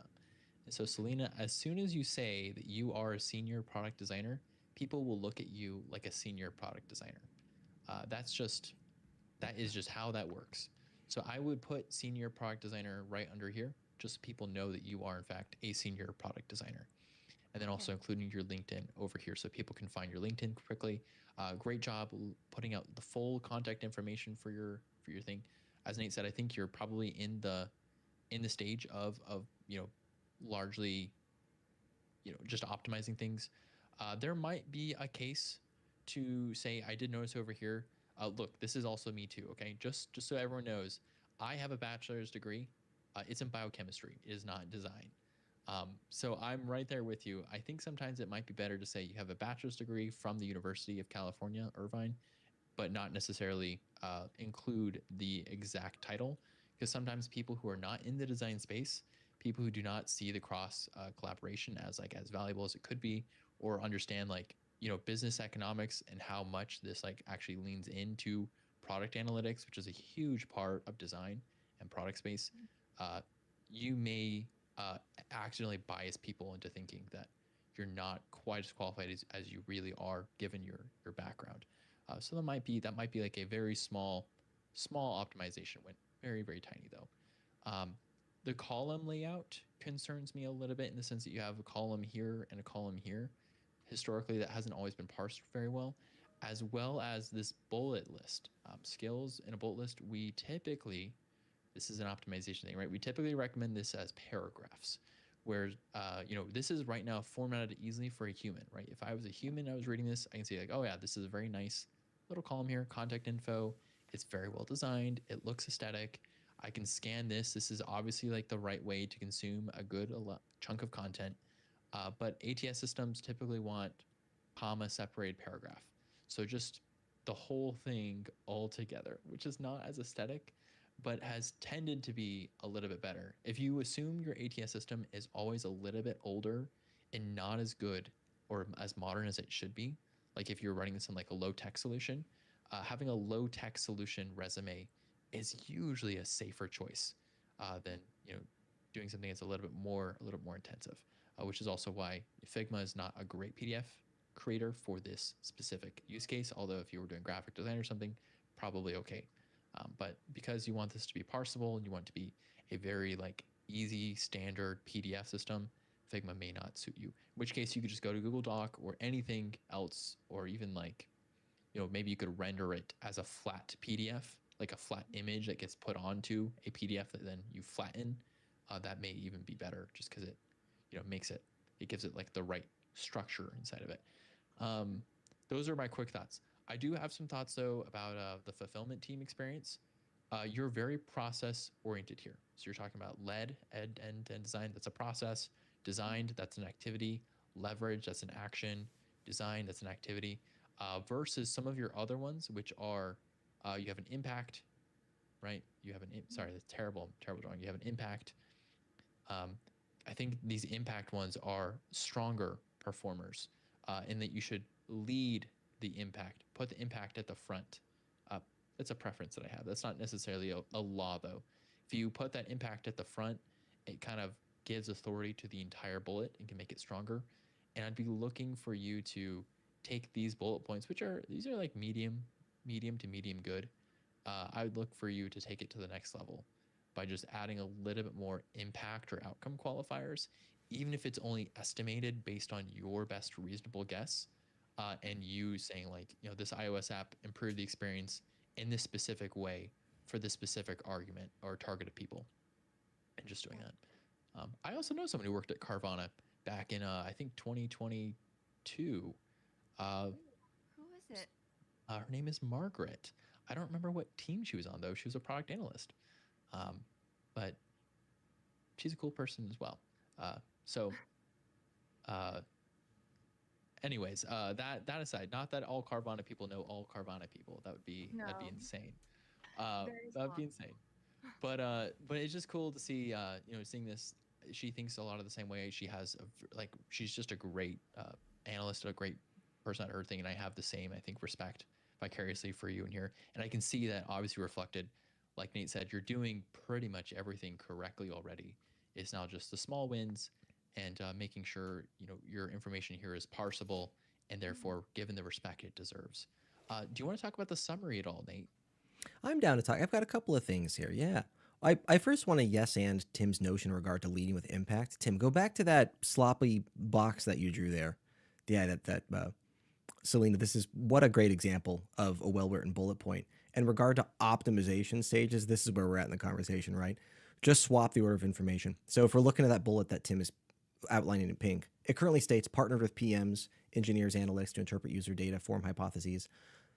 You're currently following a what, how, why approach to writing bullets. Partner with PMs, engineers, analysts to interpret user data is what you did. Form hypotheses, run A/B tests is how you did it. Improving conversion rates by 3.4% is why you did that. Just swap the order of information. Just lead with the why. So instead, we'd say improve conversion rates by 3.4% by partnering with PMs, engineers, and analysts to interpret user data, blah, blah, blah. The problem we're trying to solve there is resumes similar to that of portfolios are also highly skimmed. And if we lead your bullets with the most impressive thing, which is almost always the impact, it's the very first thing they read and is now the most consumed thing as folks skim. So that's the problem we're trying to solve there. And you're killing it. We just want to swap the order of information. Summary section at the top. So this was a section I never had strong opinions on, and I flip-flopped back and forth on them. So then I reached out to a bunch of hiring managers and recruiters and asked for their input on whether or not they found value in summary sections. And the rhetoric was, if the summary section is objective in nature, then it can be valuable, but for the most part, it's a distraction from the experience section. So let's take a look at the summary section and see how objective this is. 5+ years experience designing complex data-heavy enterprise tools and consumer products within large-scale regulated ecosystems. Objective. That's just a thing you've done. Experienced in owning end-to-end design from strategy to production, balancing high-stakes business requirements with human-centered solutions. Objective. That is a win in your career. So in regard to your summary, if you want to include a summary, you are doing the best summary possible, If you don't want to include it, we would just expand your experience section. But given the layout of this, I don't know that there'd be advantage there anyway. I could honestly, Tim, I could take it or leave it. The summary section here. I think if you are to include it, this is as good as it gets. One thing I worry about is that this summary section and resume will most certainly be parsed by an AI at some point as part of the hiring process. And I think an AI summarizing this part, your job experiences at Carvana, I think an AI summary would be more impressive because it would talk about your specific experiences. It would be more individualistic, more unique than this statement up here, which, while objective, is fairly generic, right? Like many designers have 5 years experience designing complex heavy duty enterprise tools and consumer products within regulated ecosystems. And many other designers also have experience owning end-to-end design from strategy and productions. However, very few designers have the specific experience that you have of doing these different bullet points that differentiate you. And so I do worry that this is almost in a way like a prompt. This is like prompt poisoning for anything that summarizes your portfolio, because they may summarize you as a very generic designer with this here as the context, when you have very specific actionables listed here that are unique and speak much more loudly and prominently about who you are. Prompt poisoning, is that a phrase? Did you make that up? It's not a phrase I made up. Well, I mean, I guess it's maybe an amalgamation of phrases, but poisoning and like is not unheard of. That's the thing you can do to AI. People do to AI all the time. They'll poison the well, or ruin data sources by injecting bad stuff into them. I do have just a thought on this conversation about having a summary. I was also on the fence and I never had one traditionally. I've recently added this because I did see a phenomenon where recruiters are ripping out their hair because everyone passes ATS, given that there's ChatGPT and other AI to help them write resume and tailor it to every job application. And so, just in consideration of the actual recruiters, once I make it to that stage, I want to give them something more tangible and easy to digest. And so, obviously, all the bullet points on the left side is a lot to consume, and it's hard to form this image of who this designer is exactly. I mean, you have to use cognitive load to actually come to that conclusion. So I just wanted to make it a little bit easier for them to have this summary at the top if they didn't want to comb through all of the bullet points. In that case, I would beef up your summary so it has some of these highlights from you a little bit more. But I'm not of the current opinion. I could be wrong.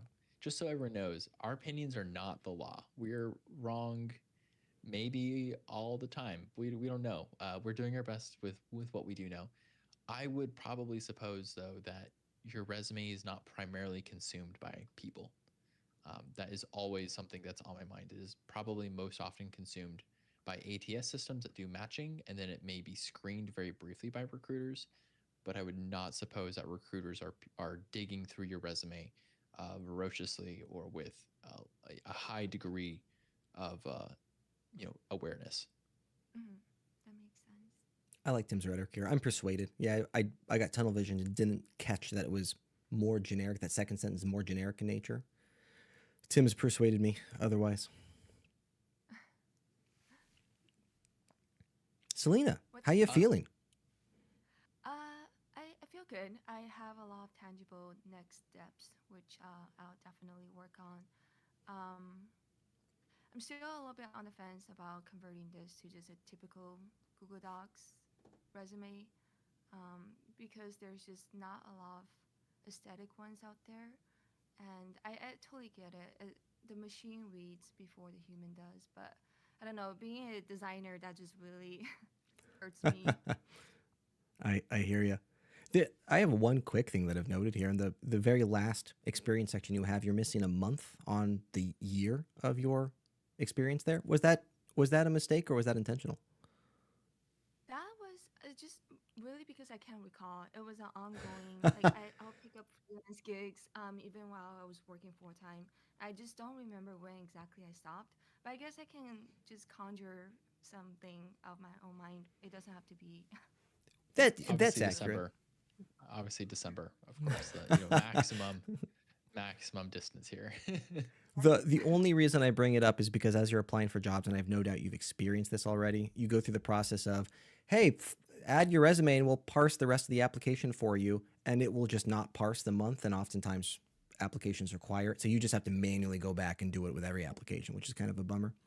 The only other thing that comes to mind is if you are hired at an organization, that process begins oftentimes with a background check, and that background check will discover what month you worked there. I haven't found it to ever be a friction point, but FYI, that theoretically will get fact checked at some point. Gotcha. On that note, I do have this section where I've picked up freelance gigs, and originally I had a section beneath this one where it listed out all of the projects that I worked on and what domain, what type of platform they're on. Um, I had that before, but I took it out because I wasn't sure how much weight it would actually carry in the recruiter's eye because it is a freelance gig. So I don't know if they value that as much as a full time gig. I certainly have thoughts here, but it comes with the asterisk that I cannot speak for recruiters and hiring managers. But I have hired folk in the past, and I do perceive freelance effort and conceptual effort as lower value than that of FTE positions. So I appreciate your effort of maximizing your other experiences over that of freelance effort. Tim, challenge me on that. How you feeling? I feel pretty good about it, unless you have particular projects that were long enough term to appear as kind of like a full time role. Like for example, if you worked on something for 6 months with a particular client, or something of that nature, then it might be worth including. I think combining it though under a unified experience where each bullet might speak successfully to one or two of those at a time and categorizing them is also a good choice. Your mileage might vary though. If you were looking for more free time fractional work, I would expand on that, but otherwise, leading with full time work roles and work is probably the best thing to do here. I also noticed, Selena, that you are a one-page resume person. Uh, Yes. you might benefit from 2 pages here, just because you do have lots of experience. If you wanted to expand on these and make them even bigger and better, I think you could do 2 pages, and that would probably be okay Or because it go just single gets a little column. bit sparse. Yeah, and yep, you go single column, 2 pages, and that'd be a good win in a lot of ways, rather than having Or to cram it all onto one page. one page that's like 20 feet long. Who's stopping you? I will stop I you. I will come to your house. I will find you. I will stop you from this. That would be terrible. is that a thing? Because I've always been fed this idea that one page is the way to go. I and didn't even realize that 2 pages was an option. Yeah, the 1 page rule, Tim and I will argue, is an outdated tactic that no longer meets the modern standards of nobody printing resumes anymore. Ah, I see. So they just wanted to save paper, but now we're on the digital space. We don't have to consider that. Yeah, It's kind of about like keeping information together, right? If it's on a single page, you know that the context of everything on that page is tight and close. Especially when a human is reading it, humans can read one page and process that information. You can basically be very persuasive on that page, more targeted. 2 pages now affords you more context for things that will skim and scan and will basically use keyword optimization on top of your resume, and additionally, no one prints it anymore. So it's harder for that information to get lost or detached from itself. For me, though, I recommend 2 pages when those 2 pages are full, or at least mostly full. You don't want empty space. You don't want like, 2 pages, but one of the pages is just like one bullet point or something like that. You want to make sure it's formatted in such a way that it is 2 full pages or one full page. Gotcha. That makes sense. Selena, I'm looking at the clock. Appreciate hanging out with you. What a cool resume. You're doing all kinds of things here correctly, and I feel like we've talked for a bit, but you're kind of doing a lot of stuff well here. How you feeling about all this? You feel like you've got some takeaways? Yes, definitely. Super useful. Thank you guys. I really appreciate all the feedback. Yeah, I appreciate the time. Tim, looking at the list, we've got time for one more. Sky, who's been who's been looking forward to it in the chat. Looks like we're finally able to get them on the call. This will be the last artifact we have time for today. And I'm so sorry, Kiyama, Vero, Christine, who is hoping to make the list.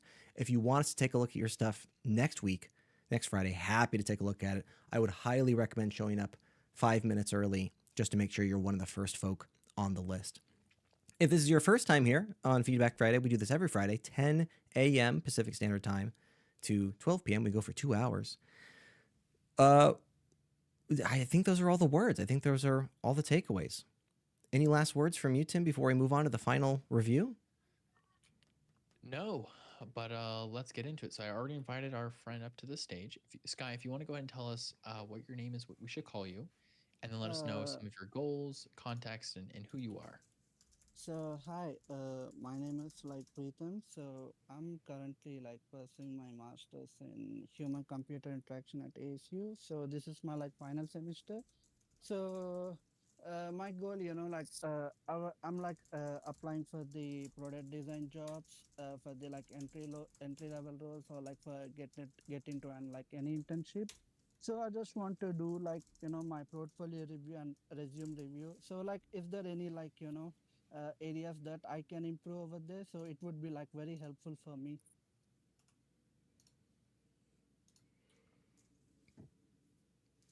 Uh, Hello, like, can you hear me? Sure Yes, can. I can hear you.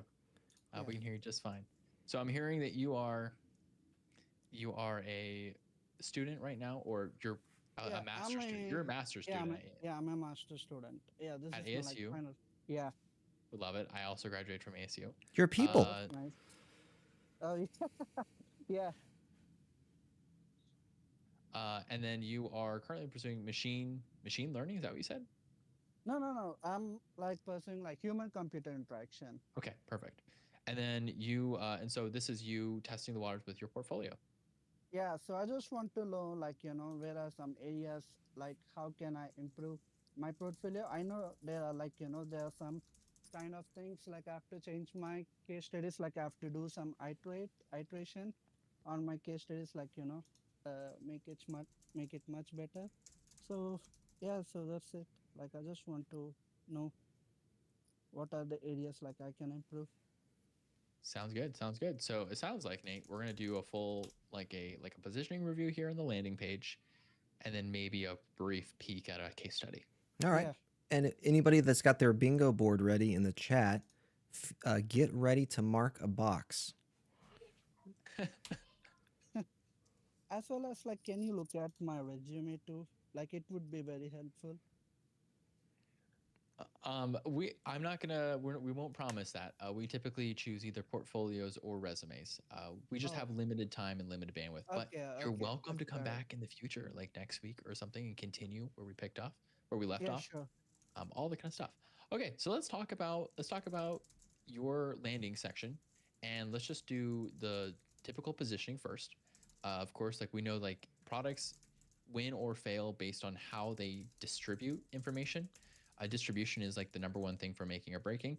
Distribution Yeah, requires on one knowing your audience and then also anticipating the value that your audience is looking for and perceiving. So we're going to look and see, are you positioning yourself in such a way that someone landing here would say, yes, you are the right person solving the right problem for the right audience. yeah.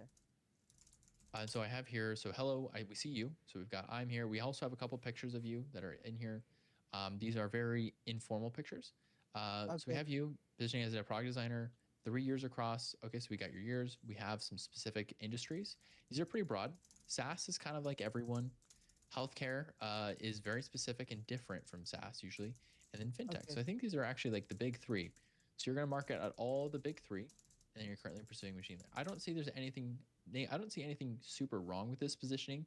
I think maybe okay, he could go a little bit more specific, and maybe include in here something about like, maybe some specific outcomes, or like any wins, or things that, wow, it doesn't, okay, he's doing in these spaces.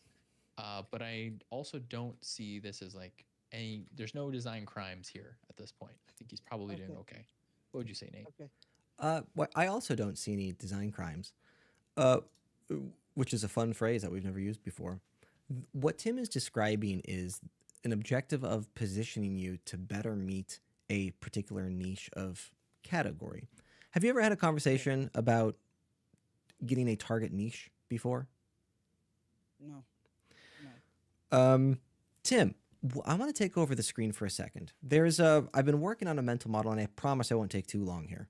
I've been working on a mental model that's, I think, attempting to describe our mindset in regard to how we go about um, our mindset of why we attempt to target a particular niche.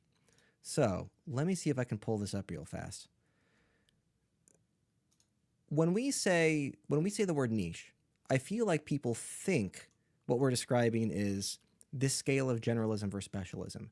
As in, the more Yeah, niched one gets, the closer towards specialist one becomes. So in this particular case, I feel like most people's perceptions are, oh, well, if I read my generic value prop, I'm located right here on the scale, but actually I should make it so I'm like way over here.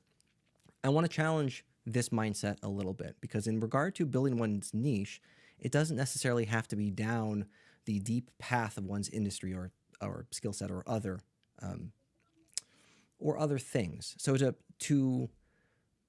to attempt to communicate this, if I scroll down slightly, these are other things that one could utilize in a scale format to attempt to build the rhetoric of having a particular niche. So, for example, domain familiarity. Do you stick in one specific industry like healthcare, or do you move around to different industries? So, are you agnostic to that of specific industries or embedded deeply into one? But there's also like elevation. Are you more tactical in nature or are you more strategic in nature? Do you deal more with team leadership or do you deal more with UI outputs? Product stage. Do you focus on 0 to 1 apps that are just kicking off the ground or are you focus on scaling enterprise applications to that of larger organizations? Organization stage, startup versus enterprise. So it's in regard, what I'm attempting to get to here, and I've never talked about this before on this stream, so this is all a rough draft of my communication here. What I'm attempting to describe is in regard to niche, it's less about honing in on one specific industry and one specific skill set, and more about your shape as a designer on a plethora of these different scales and narrowing down which organizations you want to apply for based on that criteria. Now, you're just graduating from university, which is very cool, or yeah. you've already graduated. Um, No, no. I'm graduating like this May. cool. Okay. I mean, fantastic. Yeah, With a master. what an awesome accomplishment. Yeah. So you're not going to have a lot of opinions on where you fall on these scales. And as your design maturity and career maturity grow, you will have more opinions on all of these things. And and I hesitate to say that these are even the right things to have opinions on, but my goal here is to like pass along the rhetoric and the mindset that niche doesn't mean you go into one specific spot and stay there. It means you've got opinions okay. on all of these other things, and then you hone in what organizations you apply for because they also meet your criteria of your shape as a designer. How you feeling about all of that? This is the first time I've ever talked about it. Does that make sense? Yeah, it makes sense to me. Like, Okay, uh, yeah, cool. like having stick. Tim, this is the first time you're seeing this. How are you feeling about that rhetoric? Any challenges with any of that?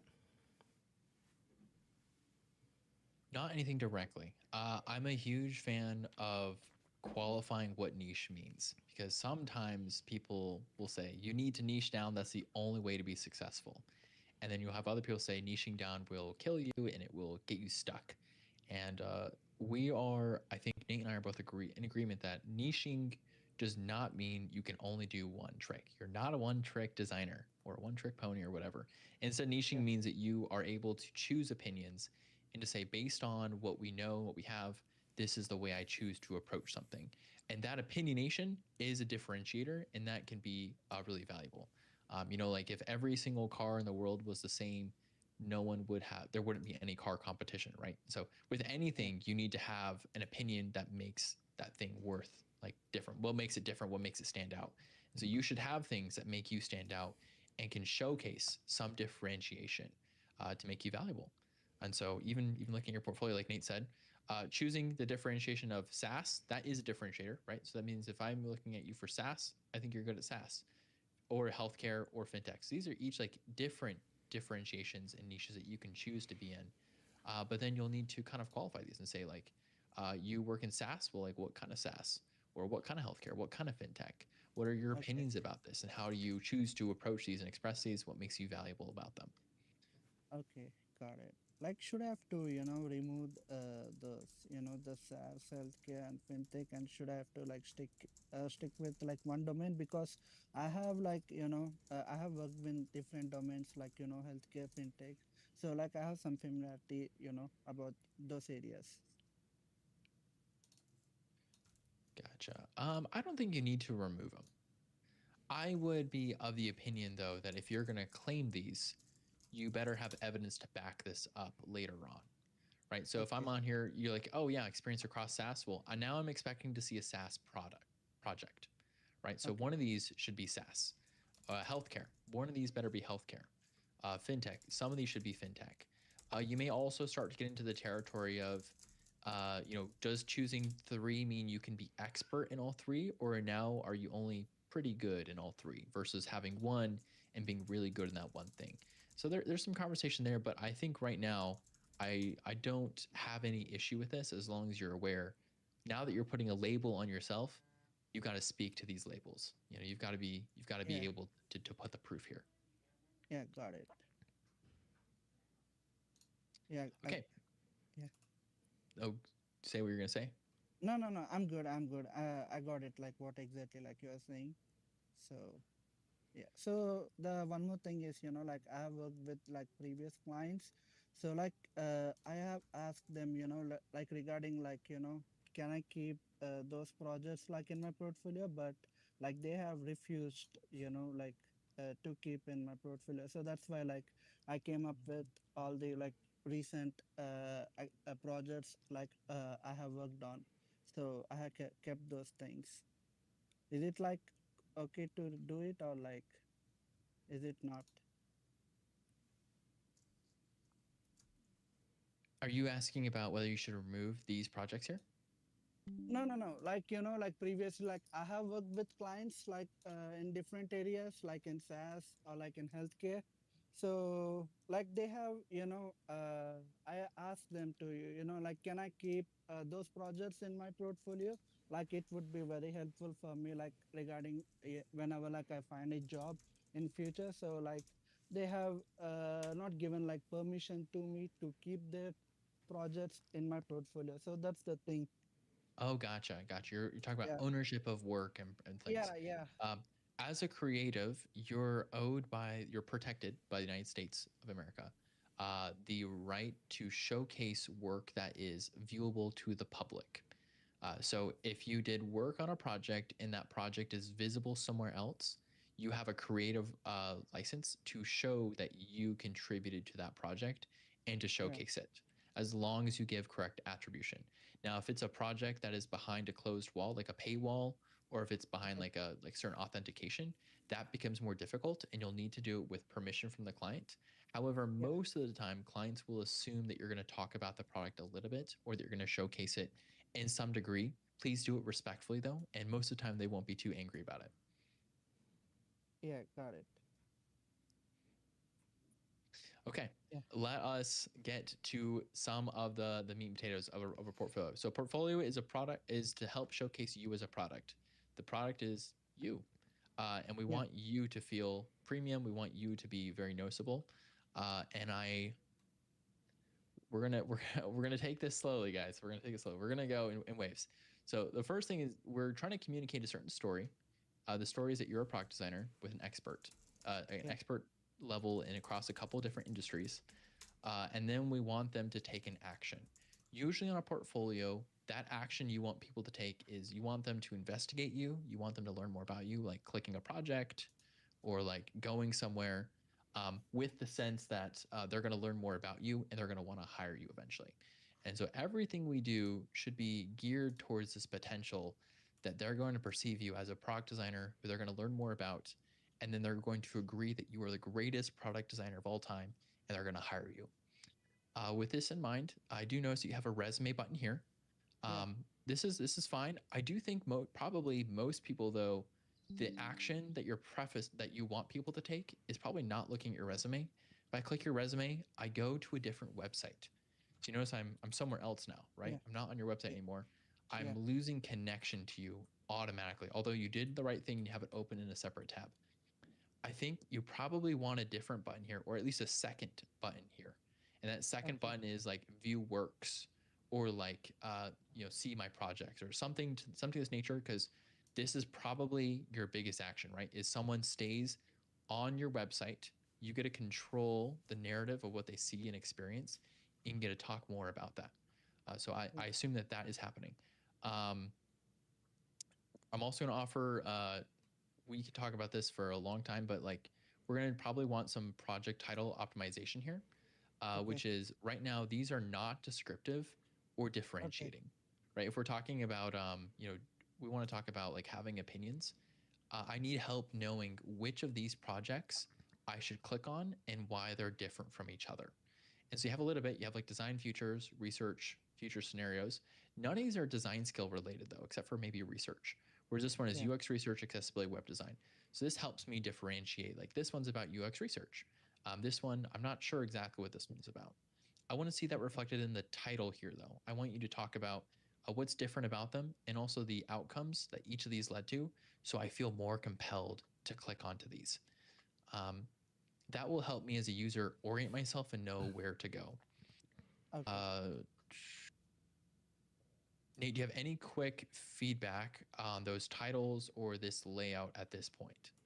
I think you've covered the high level stuff. There is an elephant in the room you're not describing, but I'm not going to bring it up if you're not going to bring it up. We're going to talk about UI, but I want to make sure we get the content stuff first. Cool. Then we'll do some UI stuff. Cool. The only other thing that comes to mind is that you've got 5 case studies on your. Oh, I'm assuming they're case studies. They're currently listed projects. 5 of them, which is Yeah. awesome. You don't need 5 is a lot. You're welcome to end with 4. Most folk are only going to look at the very first one anyway. So then it's just like, which one do you want to present as what's the most important one you want to put first? Tim, any challenge with Okay. not having 5 case studies? I don't think you need 5. I do think since you're using the CMS here, you have a projects page, you could probably list 5, 6, 7, or 8 on a products page, but on Okay. your home page, only list those 4 and maybe have a button to see all or something of that nature that goes to the projects page. Okay. Got it. So like for in the like homepage are like enough, right? Like Say that again. so like 4 projects like keeping in the homepage are like more than enough, right? Like That's 7. correct. Okay. Yeah. So the idea, remember, is that we're going to tell the story about how you are a great designer, and so we're going to say, here's the proof. These projects prove I'm a good designer, and then maybe if you want to talk about some more stuff that makes me a good designer, right? You want to tell the rest of your story. You don't want it to be too far behind. So There is something else I want to talk about. So we talked about the value prop and a niche. And then Tim, you're Yeah. scrolling to the right section here, the expertise section. If we define niche scrappily as having a specific target audience and a particular benefit you're providing that target audience, then this section certainly would be the antithesis to that. This section is saying, I don't have a niche. I am as generalistic as possible. And the hurdle now is this section you're describing as your expertise. The quandary is each of these sections are like industries. There are books behind me dedicated to brand strategy and digital marketing. These are like degrees that people can get, right? So that there's no way you can have expertise in all of these Okay. categories. If you were to have the expertise section here, I would expect and only expect the product design expertise. And if you were trying to position yourself as all of these, my perception would be that, oh, you're kind of bad at all of them because there's no possible way for anybody to be an expert at all of these things. I would want to limit it. I would want to focus this down or potentially even remove it entirely, knowing that your goal here is product design oriented. Got it. I would love to know if you actually are truly expert at all these things. Do you do photography? Like yeah, like I do photography, but the main, like I have explored all these areas. So like I have enough knowledge, but I don't claim, I'm expert in this particular area, on in this area. So that's the thing actually. Okay. I think an accordion is probably the wrong way to showcase this then. Just also keep in mind, like if you do want to keep this on here, accordion probably is not serving you super well. It also is running off the page when it's open. Yeah, Oh, yeah. look So at like that. I have to like, update that thing. So there's a problem that I know. I love your Yeah. mindset here, though. If I were redesigning this page, redesign's a strong word. If I were redesigning this section, I would uh, keep the product design section and then move all of the other ones to your about page. So it's like I specialize and have expertise in product design, but check out these other cool things that I dabble in. I also know a little bit about photography and marketing and strategy. How cool is that? I toss them on your about page. Yeah, it sounds good actually. Works. Tim, I'm looking at the clock. We are theoretically 2 minutes till, but should we dive into a case study real fast? No, Nate, Oh, we should talk about UI stuff now. Okay. Okay. yeah, anything is fine. Okay, so remember a portfolio should reflect the product, which is you. We want to come across with a certain narrative that tells the right story. Uh, Yeah. Currently, we land on this page. It is black and white. It's a minimalistic style. It also sets a theme. We need to stay consistent with that theme. When we go to your projects, it goes from black to white. This creates the flashbang effect, which means that when Okay. people are on this black, they're seeing dark, they're kind of comfortable, they're cozy, and now you're flashing them with color and whiteness, like the power of the sun. This is probably not a good experience for users. I'd be really careful with this, or at least create some sort of like a animation that, yep, even like a darker color like this, right? Create something that lets people go from the dark to a light more gradually, so they have time to Okay. focus, rather than getting constantly like assaulted in their eyes for that. That's my Yeah. recommendation there. Two, we have this lovely Framer University component for photography up here. This is a photography showcase tool. And so it is interesting that you have this up here when you're trying to position as a product designer, and this is photography showcasing. I think Okay. photography is a great skill to showcase and has a lot of overlap with the design space.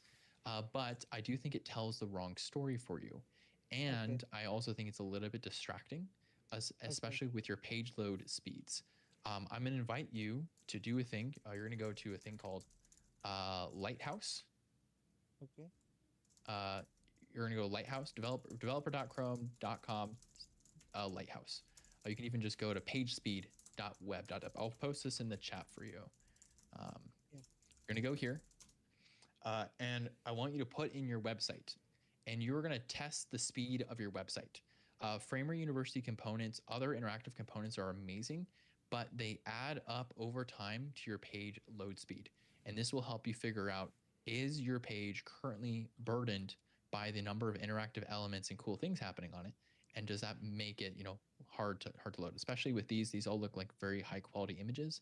I'm also going to recommend you use a tool called what is it called? WebP converter. I can't remember the name of the tool. Probably this first one though.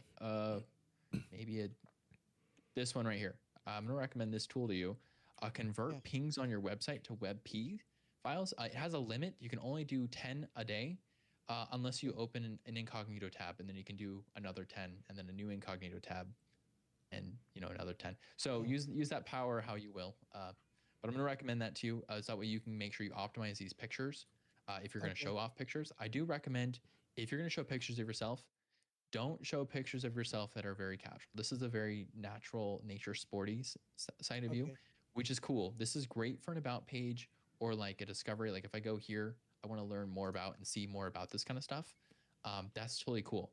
I need to see though on your landing page that you are a professional, someone Yeah. who looks like they fit the world of corporate tech or healthcare, SaaS or fintech, right? You need to look the part, and I need to see images that tell me that story. Otherwise, Okay. you are telling me two different things at the same time and are therefore all the less powerful for that. So I think it's really important. Yeah. Is that I okay got so it. far?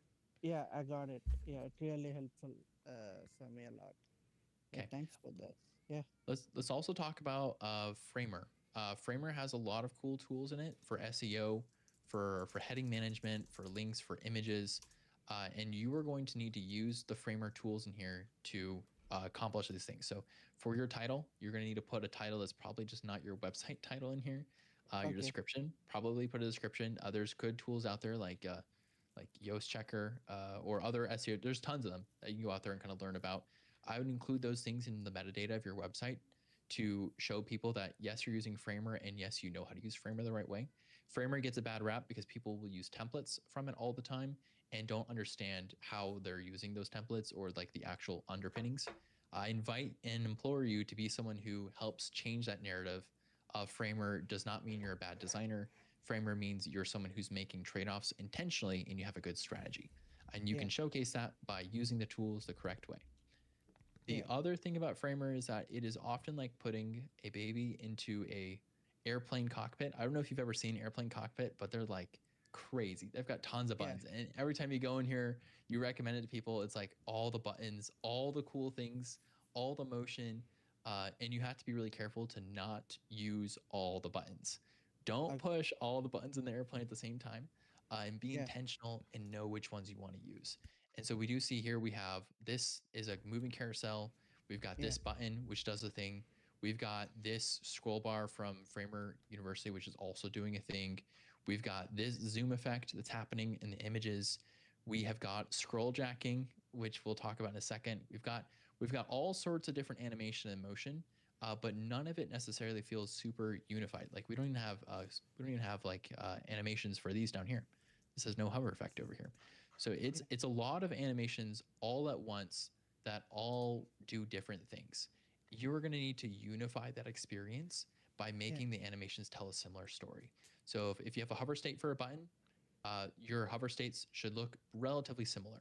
You have a blue okay. here. This blue should appear in other places on your website, or else you should not use blue.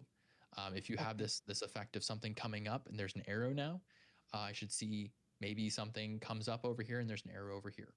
If you have zoom effect, I want to see like some size impacts in other places, or maybe, and I would suggest this to you that maybe a zoom effect here on this image doesn't really bring any value, right? If I zoom in on this image, Yeah, now I see less of the image, right? I'm seeing less of the title here.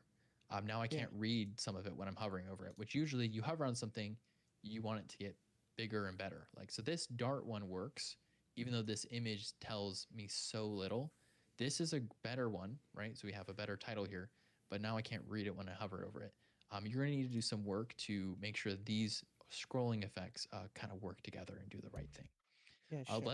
Let's talk about the scroll jacking now. Scroll jacking is an incredible feature, Yeah, but has a very specific use case. And I do not think the use case is there for you on your website.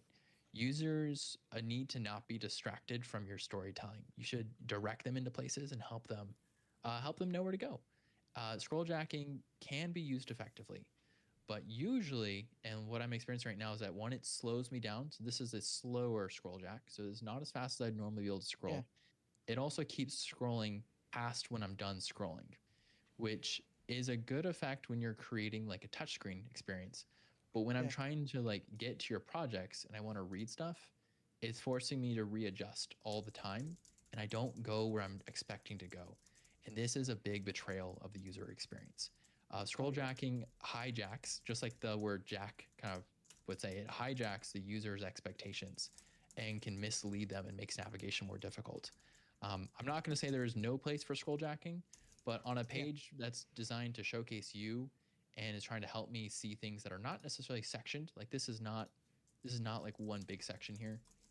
This section doesn't fit in my viewport all at the same time, especially if I had a smaller viewport. I have a very big screen. I'm not able to see this all, and so I don't think scroll jacking is the right choice for you. I yeah, would say probably turn the scroll jacking off on this page. It okay. just it's just not good for your users. You're not using it here, and I think that's the right choice. Uh, or at least it's at least a very minimized version of it. But scroll jacking is not the right choice here. Not Okay, not for this one. okay. Any questions and follow-ups that you want to chat about really quickly before maybe one or two things from me? So right now, you have created me like a lot of issues like that that my website is facing. So right now, I don't have anything to say much more about it. Yeah, so it's good like for me. Yeah, I got to know like what are the problems that my portfolio website is facing. What are the things I have to change? Yeah, I got to know. Okay. Yeah, it really helpful. You're doing some great stuff too. Don't hear us, don't hear the tree falling and realize and think the forest is gone. There's Yeah, still sure. a lot of good stuff in here. It's just a couple of things that might like be weird for the user. Like this scroll bar here. This Yeah, obviously sure. has it has a debounce rate here, right? So it's detecting that I've stopped scrolling. Now it's going to give me the effect, Yeah, which is not what I'm expecting from a progress loader, right? So this distracts me because maybe I scroll down here. I'm like, oh, I'm looking at this accessible redesign, and out of the corner of my eye, this thing moves. Now I'm no longer looking where I was originally looking because I've been distracted by your scroll yeah. bar. And so I would say either make this scroll bar move in sync with the Okay. page, or if the effect naturally, and I suspect that this framer university component doesn't have a control to control the debounce or the debug rate, um, the debounce rate, sorry, Yeah, I would probably remove it because I think it gets in the way and is a distracting element. That again, you don't have any other elements in your page that look like this, right? It's not yeah, using the same blue. It's kind of got a glow effect. That glow effect isn't appearing anywhere else right now. It's yeah, just kind of out of sync. It's out of sync with things. It's a cool thing, but it probably doesn't belong here in this same space. yeah. Additionally, you're going to want to add a little bit of a background here to your navigation bar, just so people Okay. can see your navigation even when you're scrolling on stuff. Which is going to be, if you notice, the majority of this page, the navigation bar is covered is on top of stuff.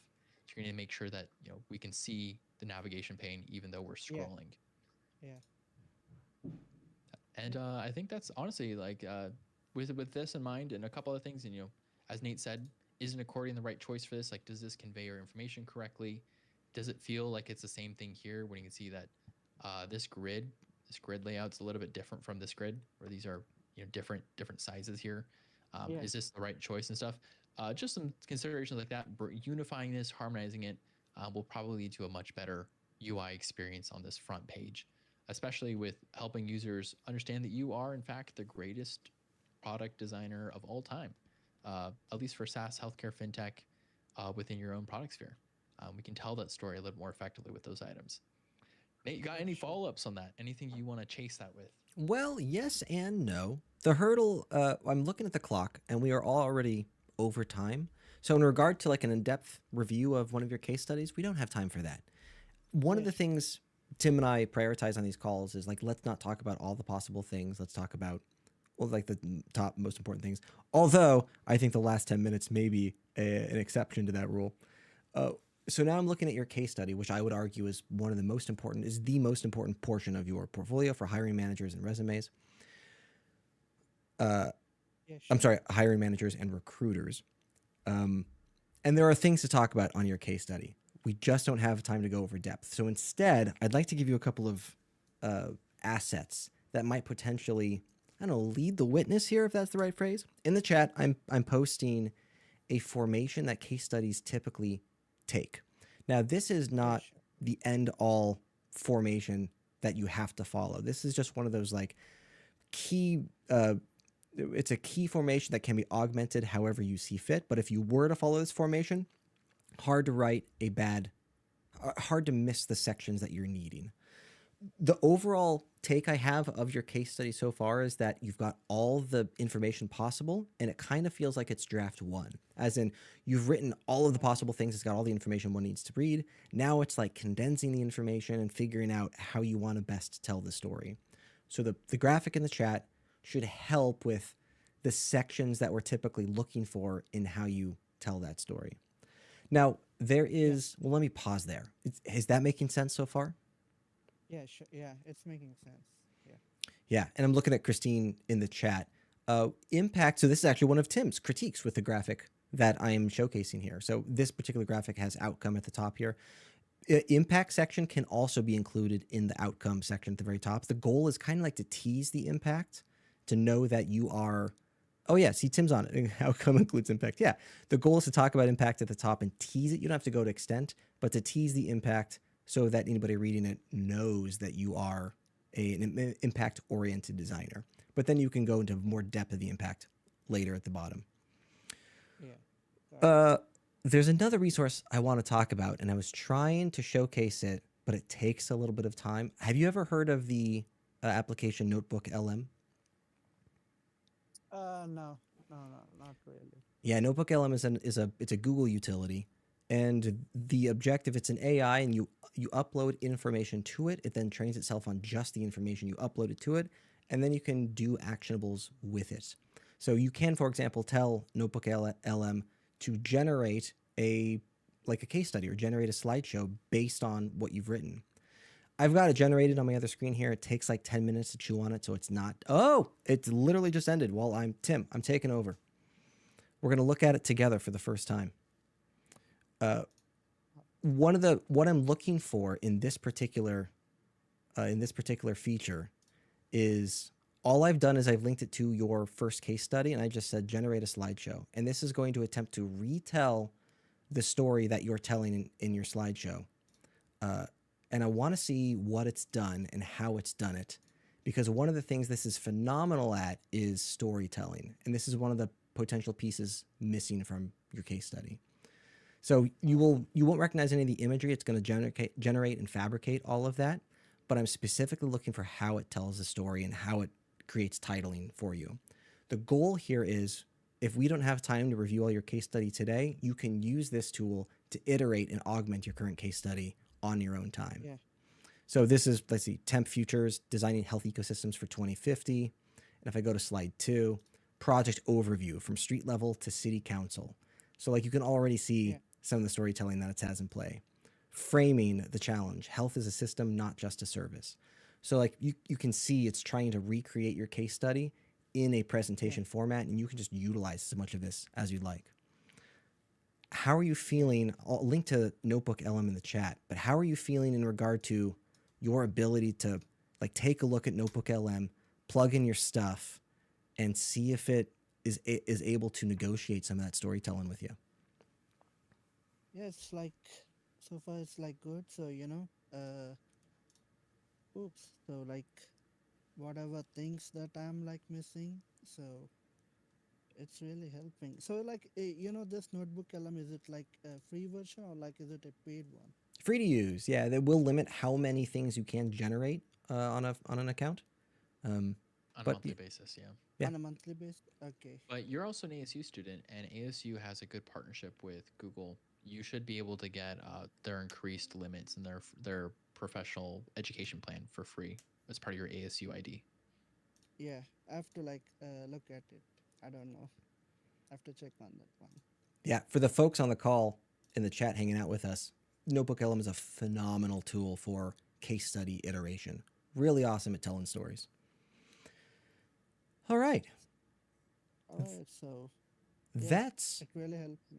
Yeah, appreciate you hanging out with us. I'm looking at the clock, and we are like beyond time for the day. Really appreciate your willingness to hop on the call with us and hang out with us for a bit. Yeah, thank you. Yeah. Overall, Sky, some really cool stuff we're seeing. Just remember, though, that a aesthetic portfolio does not an effective portfolio make. And I think you have a really cool story that you can tell. Just make sure you use the right lens for it. So thanks for your time. We'll go ahead and I think we're gonna end the stream, and that will conclude today's Feedback Friday. And then maybe we can do some after hours shenanigans. I do have something for after hours, Nate, that I think you may appreciate. Yeah, I'm excited for a quick outro. Appreciate all you folk joining us today. We do this every Friday, 10 a.m. Pacific Standard Time to 12 p.m. We do it for 2 hours. I don't know what Tim's giggling about, but I'm assuming it's some. Should we play Glaze's song again? A little outro song. Outro. We'll have to request an outro song from him. How about that? We'll. I mean, maybe we do need to bring that back up. If you are looking to have your thing reviewed, we didn't get to it today. Come next Friday or any following Fridays, show up a few minutes early, 5 minutes early, add your thing to the chat, and that guarantees you're one of the first slots usually. So highly recommended. And then if you're new to Design Buddies, other events going on. There's a book club there. They just started their next book, so feel free to hop in there. I think if you start it now, you're only like 7 pages behind, so you could absolutely start now. And then keep an eye out for, there are other events in the works I'm seeing, Tim. Any teaser? Is there anything ready for teasing yet, or is it all still in the making? Like I said, I'll be hosting something probably the end of March, beginning of April for ASU people. So I'll be local. Come say hi to me, even if you don't know what Raycast is. If you don't know what Raycast is, I'll convert you, but it's okay. Don't worry about that yet. It's a great tool. But Arizona people, especially in the Tempe area, Tempe, Mesa, Phoenix area, will be hosting a in-person event in the near future. So that'll be really fun, and I'll invite everyone to it once we get there. Right on. All right, we're going to start after hours. Tim, I'm going to terminate the stream, which is one of the many buttons. Talk about buttons in a cockpit.